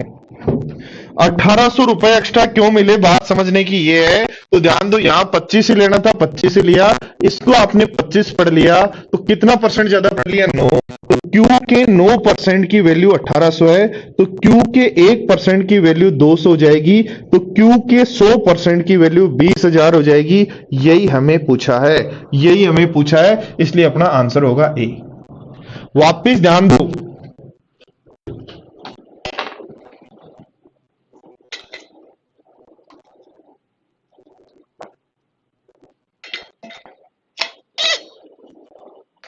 चेतना प्री के जो क्वेश्चंस हैं वो सारे जब मेंस के क्वेश्चन को आपको मिले हैं उसके अंदर इंक्लूड है, वो हो गए। इसलिए यदि आप मेंस के और सीपीओ के क्वेश्चन यदि कर लेते हो, प्लस और जो मैंने आपको एक बंडल बना के दिया क्वेश्चंस को ये कर लेते हो, तो आप प्री वगैरह के क्वेश्चन आराम से हो जाएंगे। इसलिए और टाइम वेस्ट नहीं करना, आपको ओनली कोई भी चैप्टर तैयार करना है 2020 के लिए या 2021 के लिए, चाहे आप सीईटी आ जाए तो भी। आपको सबको बता रहा हूं, कुछ स्टूडेंट सीईटी आने पर फिर मैथ्स पढ़ने के लिए भागेंगे, मैं नहीं चाहता आप दोबारा सीईटी के लिए मैथ्स पढ़ें। इसलिए दोस्तों जो भी सीईटी हो, चाहे कुछ भी आ जाए, मैंने पूरा कोर्स आपका यूज लिया है, जिसमें बैंकिंग भी है, रेलवे भी है, केट भी है, सीडीएस भी है, सबको मिक्स किया है। तो सारे स्टूडेंट से मेरी रिक्वेस्ट है, चाहे सीईटी आ जाए चाहे कुछ भी आ जाए, आपको भागना नहीं है। ठीक है, आपको यही बुकलेट्स करनी है बार बार बार बार।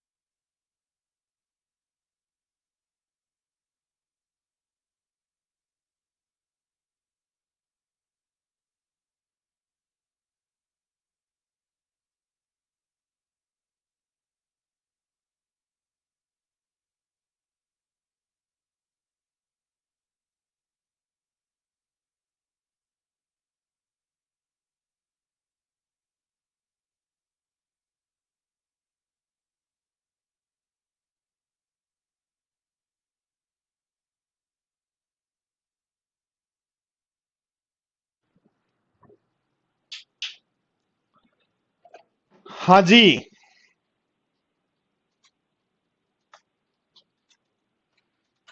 रिपीट कर रहे हैं, रिपीट कर रहे हैं, रिपीट कर रहे हैं, मुझे भी पता है। अच्छा क्वेश्चन आपको 2 बार तो समझाना पड़ता है, पता है मेरे को, तो मैं खुद ही समझा देता हूं। ध्यान दो, देखो ध्यान दो बोर्ड पर और क्वेश्चन को पढ़ो मेरे प्यारे साथी, जब आपको चीजें अपने आप क्लियर होंगी। क्या कह रहा है, 3 बैंक पीक्यूआर में 80,000 रुपए जमा करवाए, जिसमें साधारण ब्याज की रेट ये है, बैंक पी में आर के निवेश का 20% है, तो पी में जो निवेश है वो आर के निवेश का 20% है, यानी 1:5 है।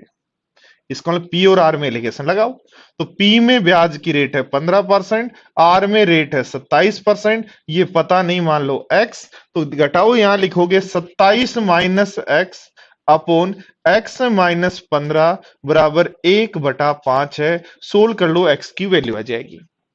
या देखो ध्यान दो, दूसरा देखो ध्यान दो, तरीका क्या है। जो सीखना चाहें वो, इससे बचना चाहें वो सीख सकते हैं। ध्यान दो, यहां जो डिफरेंस है उसको 1:5 में बांटो, तो 12 को 1:5 में बांटे तो 6 की वैल्यू है। हमें वैल्यू चाहिए 1 की, तो 2 की वैल्यू निकाल हो जाएगा। हमें वैल्यू चाहिए 1 की, क्योंकि 1 की वैल्यू निकाल लेते तो ये हमारे पास आ गई 2। 27 में से क्या घटाएं, 2 आए तो 25। इसका मतलब पी और आर पर ओवरऑल ब्याज कितना मिलता है, 25%। पी और आर पर ब्याज कितना मिलता है, 25%। ध्यान दो, पी और आर पर ब्याज है 25%। क्यू पर हमें पता है 16, हमने फ्लेट 25 मान लिया, तो हमारा ब्याज आया 20,000 फॉर 1 ईयर, क्योंकि रेट 1 ईयर की होती है। तो आपको 2 वर्ष का इतना मिलता है, तो 1 वर्ष का कितना होगा, ये होगा।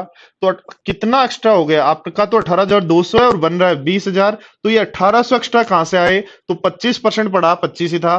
25% पढ़ा तो 16 को 25 पढ़ रहे हो तो 9 अधिक पढ़ रहे हो। क्यू का 9% 1,800, तो एक क्या होगा, 100 क्या होगा, वो निकाल लेंगे।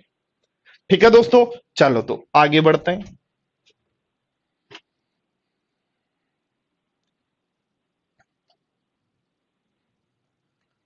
पढ़ो।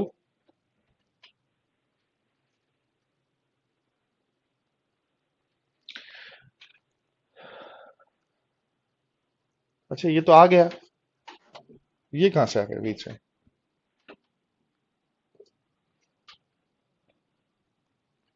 5 नंबर कैसे आ गया भाई। ओके, ये था क्या, नहीं ये तो हो गया है।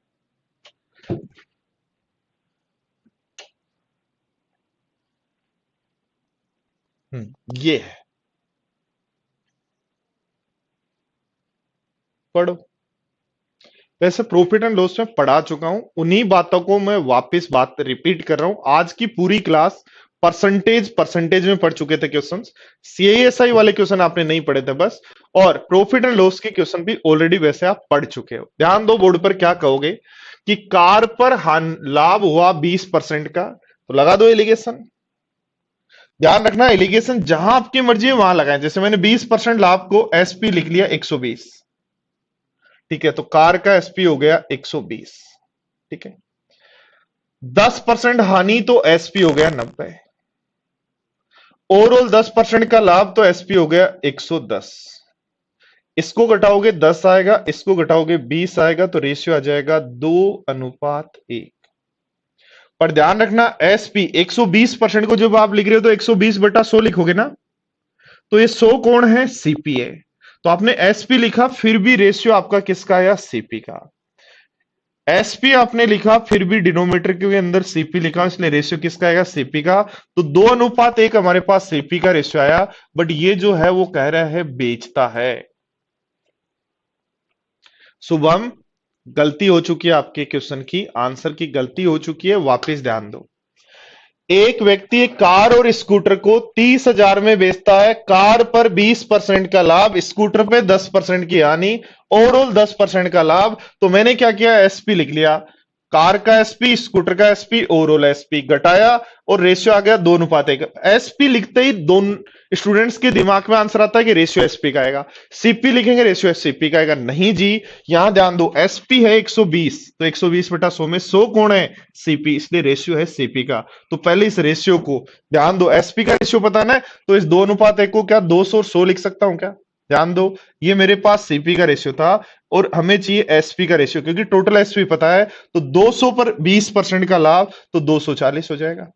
200 पर 20% का लाभ 240 हो जाएगा। 100 पे 10% की हानि तो 90 हो जाएगा, और 0 से 0 काट दें तो रेशियो आ जाएगा 8:3। 8:3 एसपी का रेशियो आ गया। और ध्यान दो, टोटल एसपी आपको 30,000 दिया है, तो 30,000 जो वैल्यू है 8 और 3 11 की है। हमें कार का एसपी चाहिए, तो इंटू कर देंगे 8 से। तो 24/11 जो होता है वो 21,818.18 होता है। तो 21,818.18 आंसर। वापिस ध्यान दो मेरे प्यारे साथियों, बोर्ड पर ध्यान दो, आंसर डी नहीं है, आंसर डी नहीं है। सभी स्टूडेंट्स ध्यान दें, क्या किया आपने, जो भी किया वो सही किया, बट आपने क्या किया, वो गलती क्या की वो सीख लो। एसपी लिखा 120%, एसपी लिखा 90%, ओवरऑल एसपी लिखा। प्रॉफिट भी लिख सकते हो, ध्यान देना दोस्तों, प्रॉफिट भी लिख सकते हो 20 -10 और 10 भी लिख सकते हो, बट मैंने एसपी लिखा ताकि आपका एक कंफ्यूजन दूर हो। इधर घटाया, रेशियो आ गया 2:1। किसका? याद रखना, सीपी का। तो सीपी के रेशियो से एसपी निकालना है, तो पहले सीपी के रेशियो को एसपी में चेंज करो। 200 पर लाभ है 20%, 240। 100 पर हानि है 10%, 90। तो एसपी का रेशियो 8:3, 11। 11 की वैल्यू पता है, 8 की वैल्यू चाहिए। पढ़ो, देखो नेक्स्ट क्वेश्चन नंबर 13, फटाफट पढ़ो।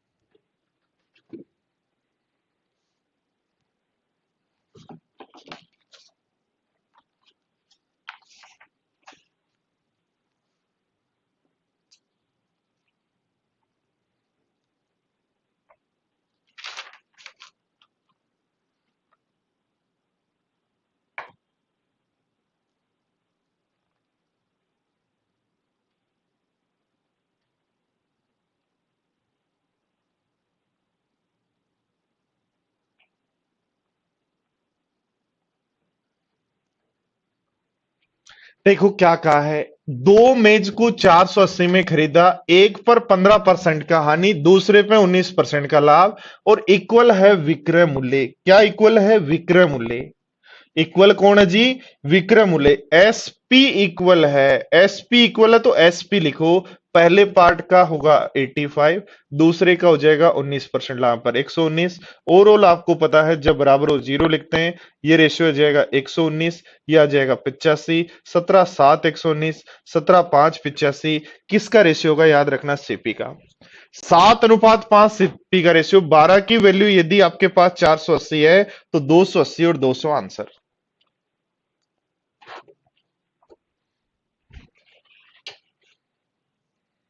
देखो नेक्स्ट क्वेश्चन,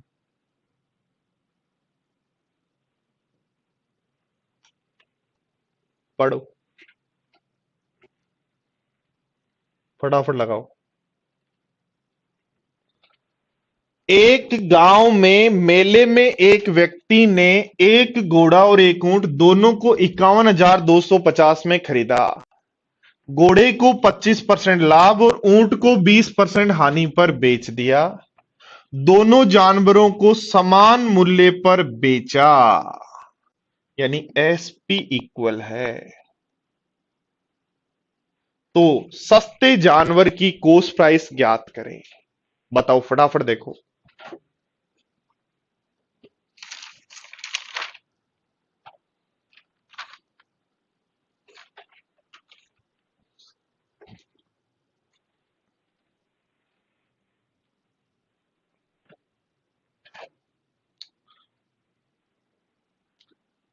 नहीं आशीष, कोई इश्यू नहीं है, यहां तो सब ठीक है। देखो ध्यान दो, एसपी इक्वल कड़ा है तो घोड़े को 25% लाभ पर 125 में बेचेंगे, ऊंट को 20% हानि पर 80 में बेचेंगे। ओवरऑल अपने पास है जीरो, यहां घटाओ 80, यहां घटाओ 125। 5 से काट दें तो रेशियो आ जाएगा 17:25। 17:25 यानी टोटल जो 51,250 वैल्यू है, 51,250 वैल्यू है 41 की। गुणा हमें किसकी वैल्यू चाहिए? कह रहा है सस्ते जानवर का लागत मूल्य ज्ञात करो। तो सस्ता जानवर कौन है जी? 17। तो 16,580 होगा, 16 होगा ये, ठीक है। हाँ 41 ही बनेगा, ठीक है। तो 16 की वैल्यू क्या होगी? काट दो इसको, सोल्व कर लोगे तो आंसर हो जाएगा 20,000। क्या लिखना है? 25% लाभ 20% हानि, ओवरऑल जीरो, क्योंकि एसपी इक्वल है। जब भी इक्वल होता है तब ऐसा करते हैं।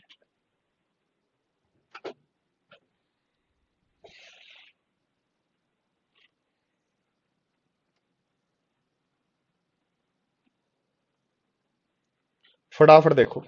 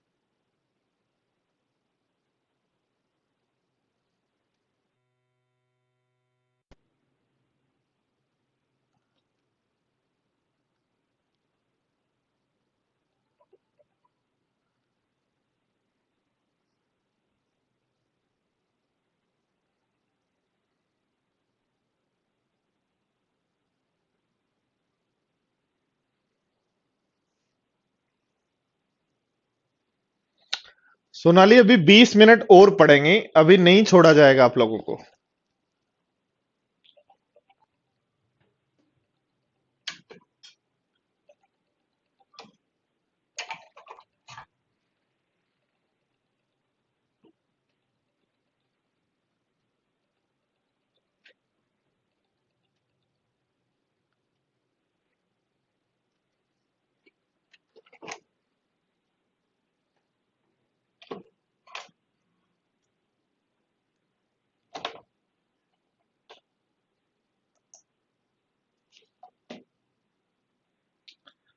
देखो ध्यान दो बोर्ड पर, चीनी की मात्रा का अनुपात क्या होगा जिस पर 20 किलो और 15 रुपए पर किलो की चीनी को बेचने पर न तो लाभ होता है न हानि होता है, और 18 रुपए पर किलो के हिसाब से बेचा जाता है। ध्यान दो, देखो रेशियो यदि हमें लिगेशन लगाना है तो लिखेंगे फर्स्ट पार्ट चीनी का किस रेट पे खरीदा 20 पे, दूसरा पार्ट किस पे खरीदा 15 पे, ओवरऑल आपने 18 में बेचने पर ना लाभ ना हानि, इसका मतलब सीपी भी 18 है। ध्यान दो 18 में बेचने पर नो प्रॉफिट नो लॉस, इसका मतलब सीपी और एसपी दोनों ही 18 है।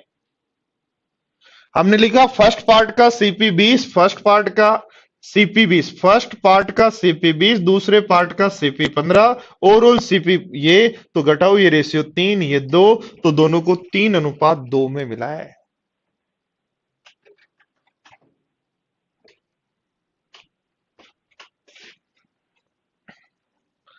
दो 2020 की तैयारी के लिए अभी सफिशिएंट टाइम है। जो भी स्टूडेंट 2020 देंगे वो अभी पढ़ें, बस ओनली ओनली पढ़ें, अभी पढ़ाई करें और जो क्लास में चल रहा है उसका रिवीजन करते रहें और कुछ नहीं करना। पढ़ो, देखो क्वेश्चन को पढ़ो क्या कह रहा है। 60 रुपए प्रति किलोग्राम और 65 रुपए प्रति किलोग्राम के मिश्रण को मिलाते हैं और जब मिश्रण को 68.20 में बेचते हैं तो 10% का लाभ होता है। 10% का लाभ सीपी 10, एक लाभ, तो 11 की वैल्यू 68.20 है। तो 11 की वैल्यू 68.20 है, तो ये कितना गुना है भाई 6.2 गुना है, तो इसका मतलब 10 की वैल्यू 62 हो जाएगी। यानी पूरे मिश्रण को 68.20 में बेचा, 10% का लाभ, यानी 11 की वैल्यू, तो हमने सीपी निकाल लिया।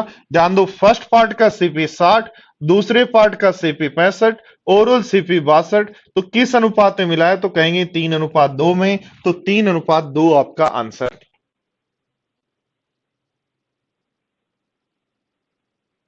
अर्नव 18 रुपए एसपी दिया है, बट एक बात मुझे बताओ, साथ में यह भी लिखा है कि आपने 18 रुपए में ये वस्तु बेची और ना लाभ हुआ ना हानि, इसका मतलब 18 में ही खरीदी थी। ठीक है,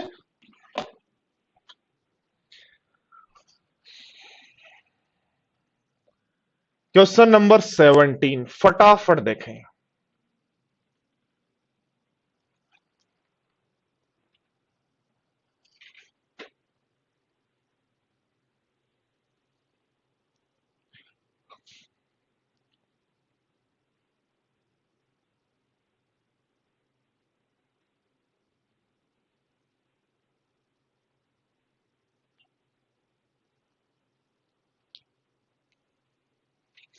एक व्यापारी ने 50 किलोग्राम चावल का कुछ हिस्सा 10% लाभ पर बेचा और कुछ हिस्सा 5% हानि पर बेचा, और ओवरऑल उसको 10% का लाभ, सॉरी ओवरऑल उसको 7% का लाभ हुआ। वापिस ध्यान दो, एक व्यापारी ने 50 किलोग्राम में से एक हिस्सा 10% पे बेचा, दूसरा हिस्सा 5% में बेचा, कुल मिलाकर 7% का लाभ हुआ। तो 10 में से 7 घटाओ 3, 7 में से 5 माइनस करो, 7 में से 5 माइनस करो 12, रेशियो जाएगा 4:1। 5 की वैल्यू 50 है, तो 4 की वैल्यू क्या होगी 40। 5 जो हमारे पास आया इसकी वैल्यू 50, तो 5 की वैल्यू 50 होने पर हम 4 की वैल्यू कह देंगे 40 होगी, अपना आंसर हो जाएगा।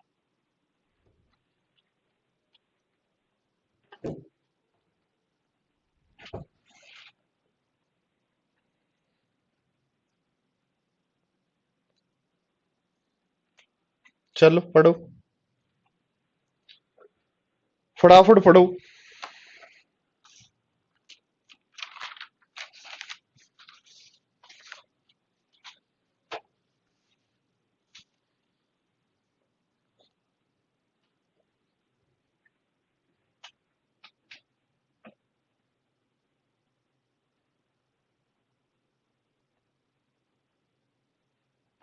कनेक्ट क्वेश्चन नंबर 16 में क्या हो गया, कह रहा है पहले पार्ट का सीपी 60 है, दूसरे पार्ट का सीपी 65 है, और जब मिश्रण को 68.25 में बेचा तो ये सीपी थे, ये भी सीपी था, इसलिए 68.25 में जब आप बेच रहे हैं तो 68.25 जो है क्या 10% लाभ के कारण एसपी है, तो ये दोनों यदि सीपी है तो यहां भी सीपी लिखो, लगा दो एलिगेशन।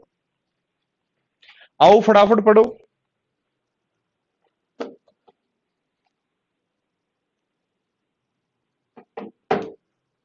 क्या है, 2600 में एक भैंस और एक गाय, गाच नहीं गाय, गाय खरीदी, भैंस उसे 25% लाभ हुआ, गाय पर उसे 20% का लाभ हुआ, और कुल 23 सही 1/13, 23 सही 1/13 को सोल्व करो, तो 23 सही 1 को सोल्व करेंगे तो बनेगा 300/13। ध्यान देना, देखो एलिगेशन लगाना तो वही लिखेंगे, फर्स्ट पार्ट पर लाभ कितना, तो भैंस पर लाभ कितना, बेफेलो पे लाभ कितना 25, काऊ पे लाभ कितना तो कहोगे 20, और ओवरऑल लाभ कितना तो 300/13।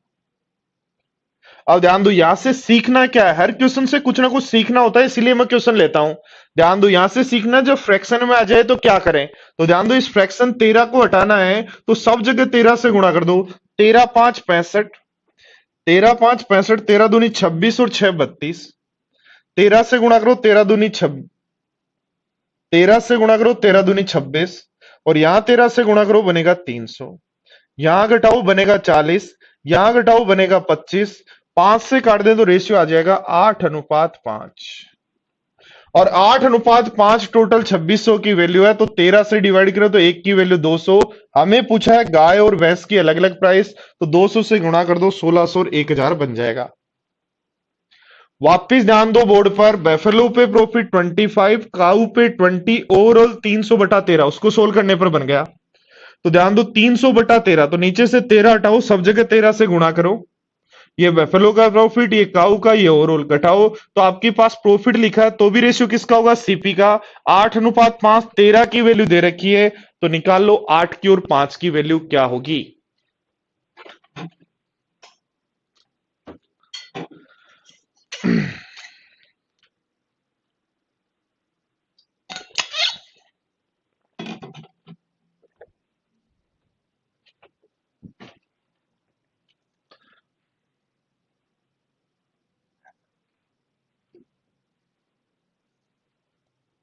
फटाफट देखें।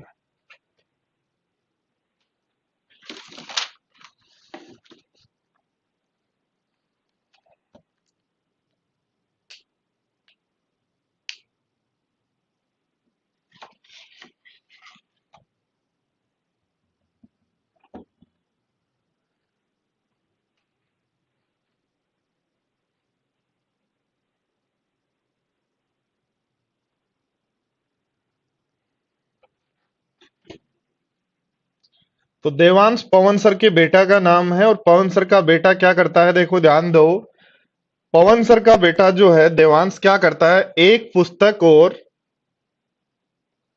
क्या करता है, एक पुस्तक और एक पेन 1260 रुपए में खरीदता है, पेन उसे 32% लाभ पर बेच देता है पेन को, और ध्यान दो पुस्तक को 25% पर, बुक को 25% पर, और ओवरऑल उसको 29 सही 1/9 का लाभ हुआ, तो 29 सही 1/9 को यदि सोल्व करते हैं तो बनेगा 262/9, 29 सही 1/9 को यदि सोल्व करते हैं तो 262/9, तो 262/9 आएगा यहां। अब ध्यान दो, सिंपली सोल्व करना है तो 9 को सब जगह गुणा करो, 25 गुणा 9 होता है 225, 9 दूनी 18, 9 तीस 27, और एक होता है 28, और बीच में आ जाएगा 262, घटाओ, इधर यदि घटाते हैं तो कितना बनेगा बोलो 37, और इधर यदि घटाते हैं तो कितना बनेगा बोलो 26, और 37 और 26 कितना होता है 63, तो 1260 वैल्यू है 63 की, गुणा क्या पूछा है, पेन का क्रय मूल्य, तो पेन का क्रय मूल्य यानी 37 की वैल्यू क्या होगी, तो 740 आ जाएगी क्या। तो कुछ भी नहीं करना, ओनली फ्रैक्शन वाले क्वेश्चन में थोड़ा सा ध्यान रखना है जो आपको मैंने यहां समझाया है। क्वेश्चन नंबर 20 देखो, पढ़ो देखो। ऐसे भी क्वेश्चन में आपको मॉडिफाई करके परेशान किया जा सकता है। मैंने दोस्तों टाइप ऑफ क्वेश्चन सारे लिए हैं जहां एग्जामिनर आपको परेशान कर सकता है और आपको परेशान नहीं होना है। कह रहा है कोई व्यक्ति टाइप 1 के 3 केक को टाइप 2 के 6 केक, टाइप 1 के 3 केक को टाइप 2 के 6 केक 900 रुपए में खरीदता है। सीपी दे रखा है। टाइप 1 पे 15% का लाभ हुआ तो 900 का 15% 135 होगा। और टाइप 1 के केक पर 15% का लाभ, और टाइप 2 पर जो है 2 कर लो इसको, 2 पर 10% की हानि, तो 90 की हानि हुई। और सबको साथ देखा तो 30 का लाभ हुआ। घटाओ, इसमें से 30 घटाओ 115, 30 में से 90 घटाओ 120, 5 से काट दें तो रेशियो आ जाएगा 40:39। सॉरी, 5 से यदि काट दें तो रेशियो आ जाएगा, 5 से काट रहे हैं तो 24:23। 24:23। सॉरी, ये भाई सही करना, थोड़ा सा सही करना। देखो ये जो है यहां घटा रहे हैं तो ये बनेगा 105 और ये बनेगा 21। 5 से काटते हैं तो 24:21। 24:21। और 24 और 21 की वैल्यू हमारे पास है 45। तो 45 की वैल्यू 900 है, तो एक की वैल्यू कितनी होगी 20, और एक की वैल्यू 20 है तो यहां रुपए बनेंगे 480 सीपी के, और यहां 420 बनेंगे। और ध्यान दो, फर्स्ट टाइप के कितने केक खरीद रहे हो? 3। 3 के 420 हैं तो एक के 160 होंगे, इसलिए आंसर लगा देंगे ये। और सेकंड के कितने खरीद रहे हो? 6। तो 6 के 720 हैं तो 420 हैं तो एक के कितने हो जाएंगे? 70। वापिस ध्यान दो, मैंने क्या किया, यहां रुपए दिखे मुझे, तो मैंने जो एलिगेशन लगाने के लिए इन सबको रुपए में चेंज कर लिया।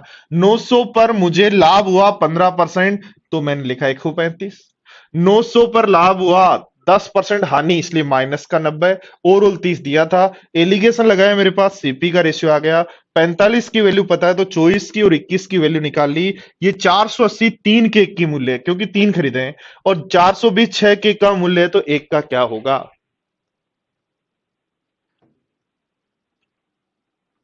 हाँ, टाइप 1 का जब भी एलिगेशन लगा रहे हैं तो हम यही मान रहे हैं कि वो पूरे पे होता तो, यानी हम क्या कर रहे हैं कि 15% का लाभ पूरे पे होता तो 135 का लाभ होता। 10% की हानि पूरे पे होती तो 90 की हानि होती।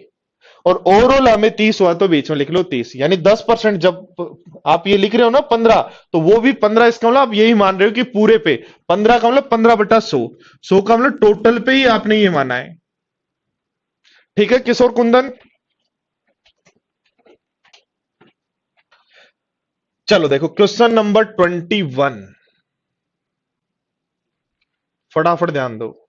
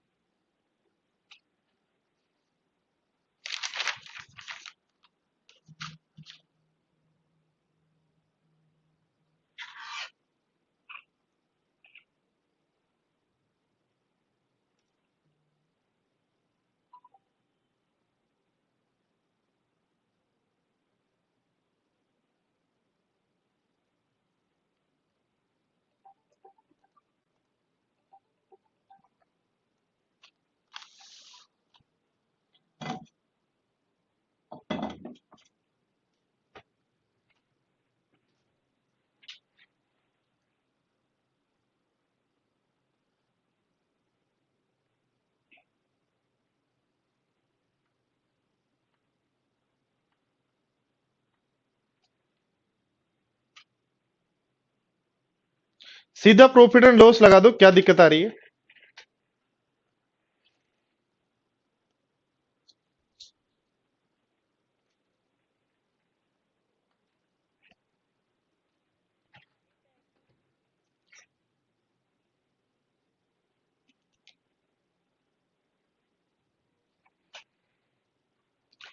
क्या कहा है? एक दुकानदार कुछ वस्तुएं 234 में खरीदता है, 2/3 हिस्सा 15% लाभ पर बेच देता है।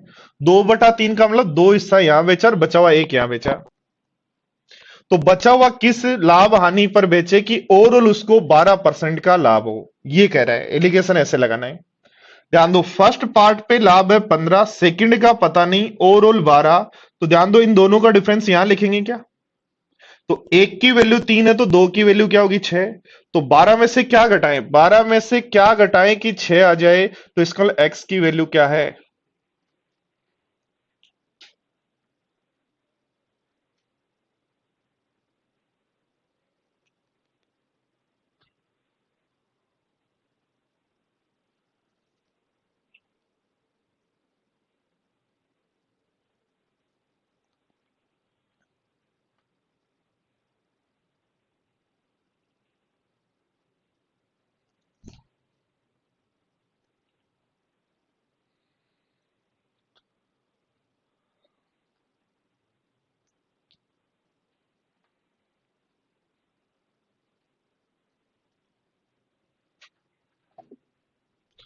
234 का कोई यूज नहीं है यहां। इसको बैठे रहने दो, अपने काम से काम करने दो, कोई काम नहीं है इसका। पढ़ो, देखो अगला क्वेश्चन।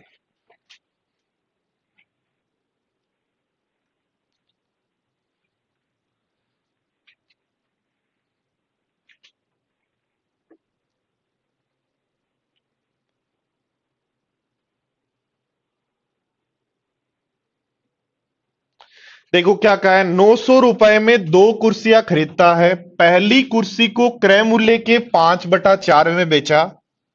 तक क्रय मूल्य का 5/4, 5/4 का मतलब हो गया 1/4 अधिक में बेचा। तो क्या 25% का लाभ हुआ क्या? और ध्यान दो, दूसरी कुर्सी को 4/5 में बेचा। तो 1/5 आने पे यानी 20% आने पे बेचा क्या? और ओवरऑल आपको 90 रुपए का लाभ हुआ। 900 रुपए की वस्तु पर 90 का लाभ हुआ। 900 रुपए की वस्तु पर 90 का लाभ, तो ओवरऑल 10 है क्या? वापिस सीखो, एक बार ध्यान दो। एक आदमी दो कुर्सियों को 900 में खरीदता है। पहली कुर्सी क्रय मूल्य के 5/4 पे बेचता है। 5/4 का मतलब 4 की वस्तु 5 में बेची। तो 1/4 का लाभ हुआ, प्लस का रहा है इसलिए। तो 1/4 का लाभ तो 25%। दूसरी कुर्सी क्रय मूल्य के 4/5 में, 4/5 का मतलब -1/5 में बेची। तो 20%। ओवरऑल 10 कैसे आया? तो 90 का लाभ हुआ 900 पे। तो 1/10 का मतलब 10%। घटाओ 25 में से घटाओ 15, ये घटाओ 30, तो रेशियो आ जाएगा 2:1। क्या पूछ रहा है? पहली कुर्सी का क्रय मूल्य, तो 900 को 2:1 में यदि बांट दें तो 3 की वैल्यू 900 है। 900 वैल्यू है 3 की, आपको वैल्यू चाहिए 2 की, तो आंसर हो जाएगा 600। आई बात समझ में?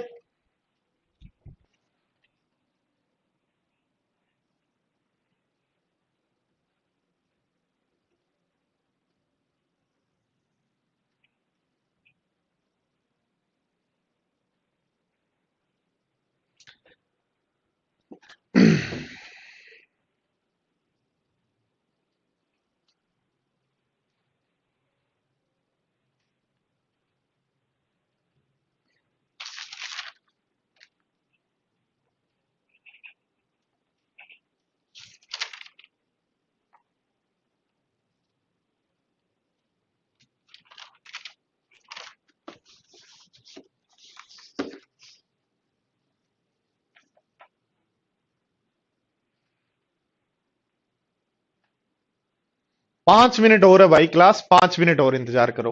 25 क्वेश्चन है, 2 क्वेश्चन और करने हैं। क्या कह रहा है? 360 रुपए में 20 कलम और 16 पेंसिल खरीदता है। वह प्रत्येक कलम पर 25% का लाभ और पेंसिल पर 40% का लाभ, और पूरे लेन देन में 120 का लाभ हुआ। तो मुझे एक बात बताओ, 120 का लाभ हुआ 360 पर, तो 33 से 1/3 को क्या मैं 100/3 लिख सकता हूं क्या? भाई 33 से 1/3 को 100/3 लिख सकता हूं। 3 से गुणा कर दूं तो 75, 120 और 100 बन जाएगा। तो ये आ जाएगा 20, ये आ जाएगा 25। तो मेरा रेशियो जाएगा 4:5। बोलो कर लोगे क्या? और 4:5 यदि होगा तो 360 को 4:5 में बांट देंगे। तो 360 को 4:5 में बांटे 9 की वैल्यू, तो इसका मतलब ये तो बन जाएगा 160 और ये बन जाएगा 200। क्या पूछा है कि प्रत्येक पेंसिल का मूल्य निकालो। तो 200 में भाग दे देंगे 16 का, और 200 में 16 का भाग देने पर 12.5 आंसर। वापिस रिपीट कर रहा हूं, ध्यान दो। पहले पार्ट पर 25% का, दूसरे पे 40 का, ओवरऑल 100/3। 1/3 का लो 100/3। तो आप घटाओ यहां। आपने घटाने के लिए सबसे पहले 3 से गुणा किया, तो ये रेशियो आ गया सीपी का 4:5। किसका किसका? कलम का और पेंसिल का। हमें पेंसिल का पता करना है, तो ध्यान दो 360 वैल्यू है 9 की, तो 5 से गुणा कर देंगे। तो सभी पेंसिल का मूल्य 200 और पेंसिल है 16 से डिवाइड कर दो।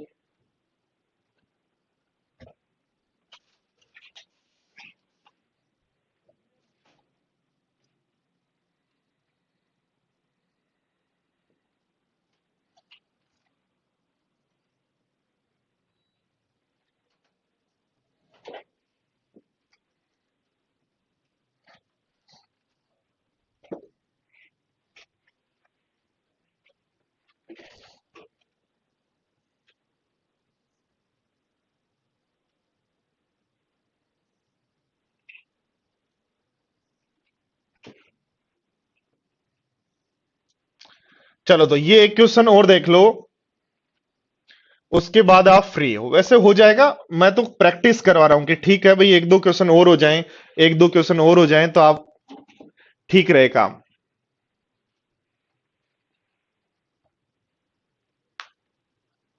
क्या कहा है? 5 घोड़े और 7 गाय को 5,850 में खरीदता है। यदि घोड़े पर उसे 10% का लाभ और गाय पर 16% का लाभ हो, कुल मिलाकर 702 का लाभ हुआ, तो घोड़े का क्रय मूल्य ज्ञात करो। फटाफट सारे स्टूडेंट्स आंसर दें।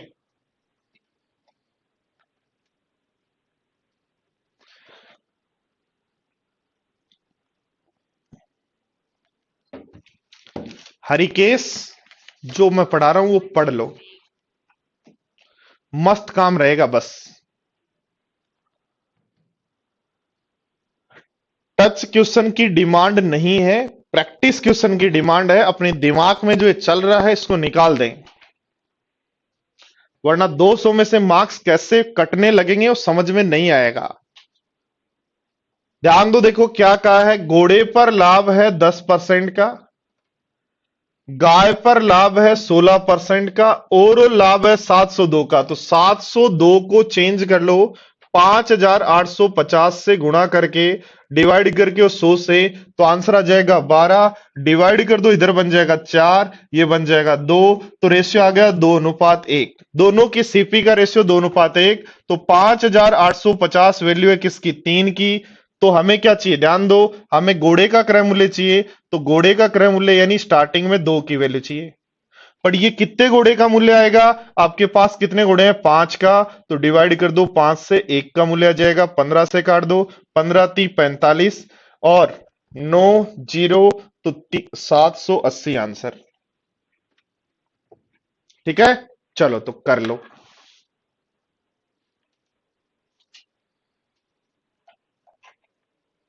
ठीक है, मिलते हैं नेक्स्ट क्लास में। Okay, bye bye, take care.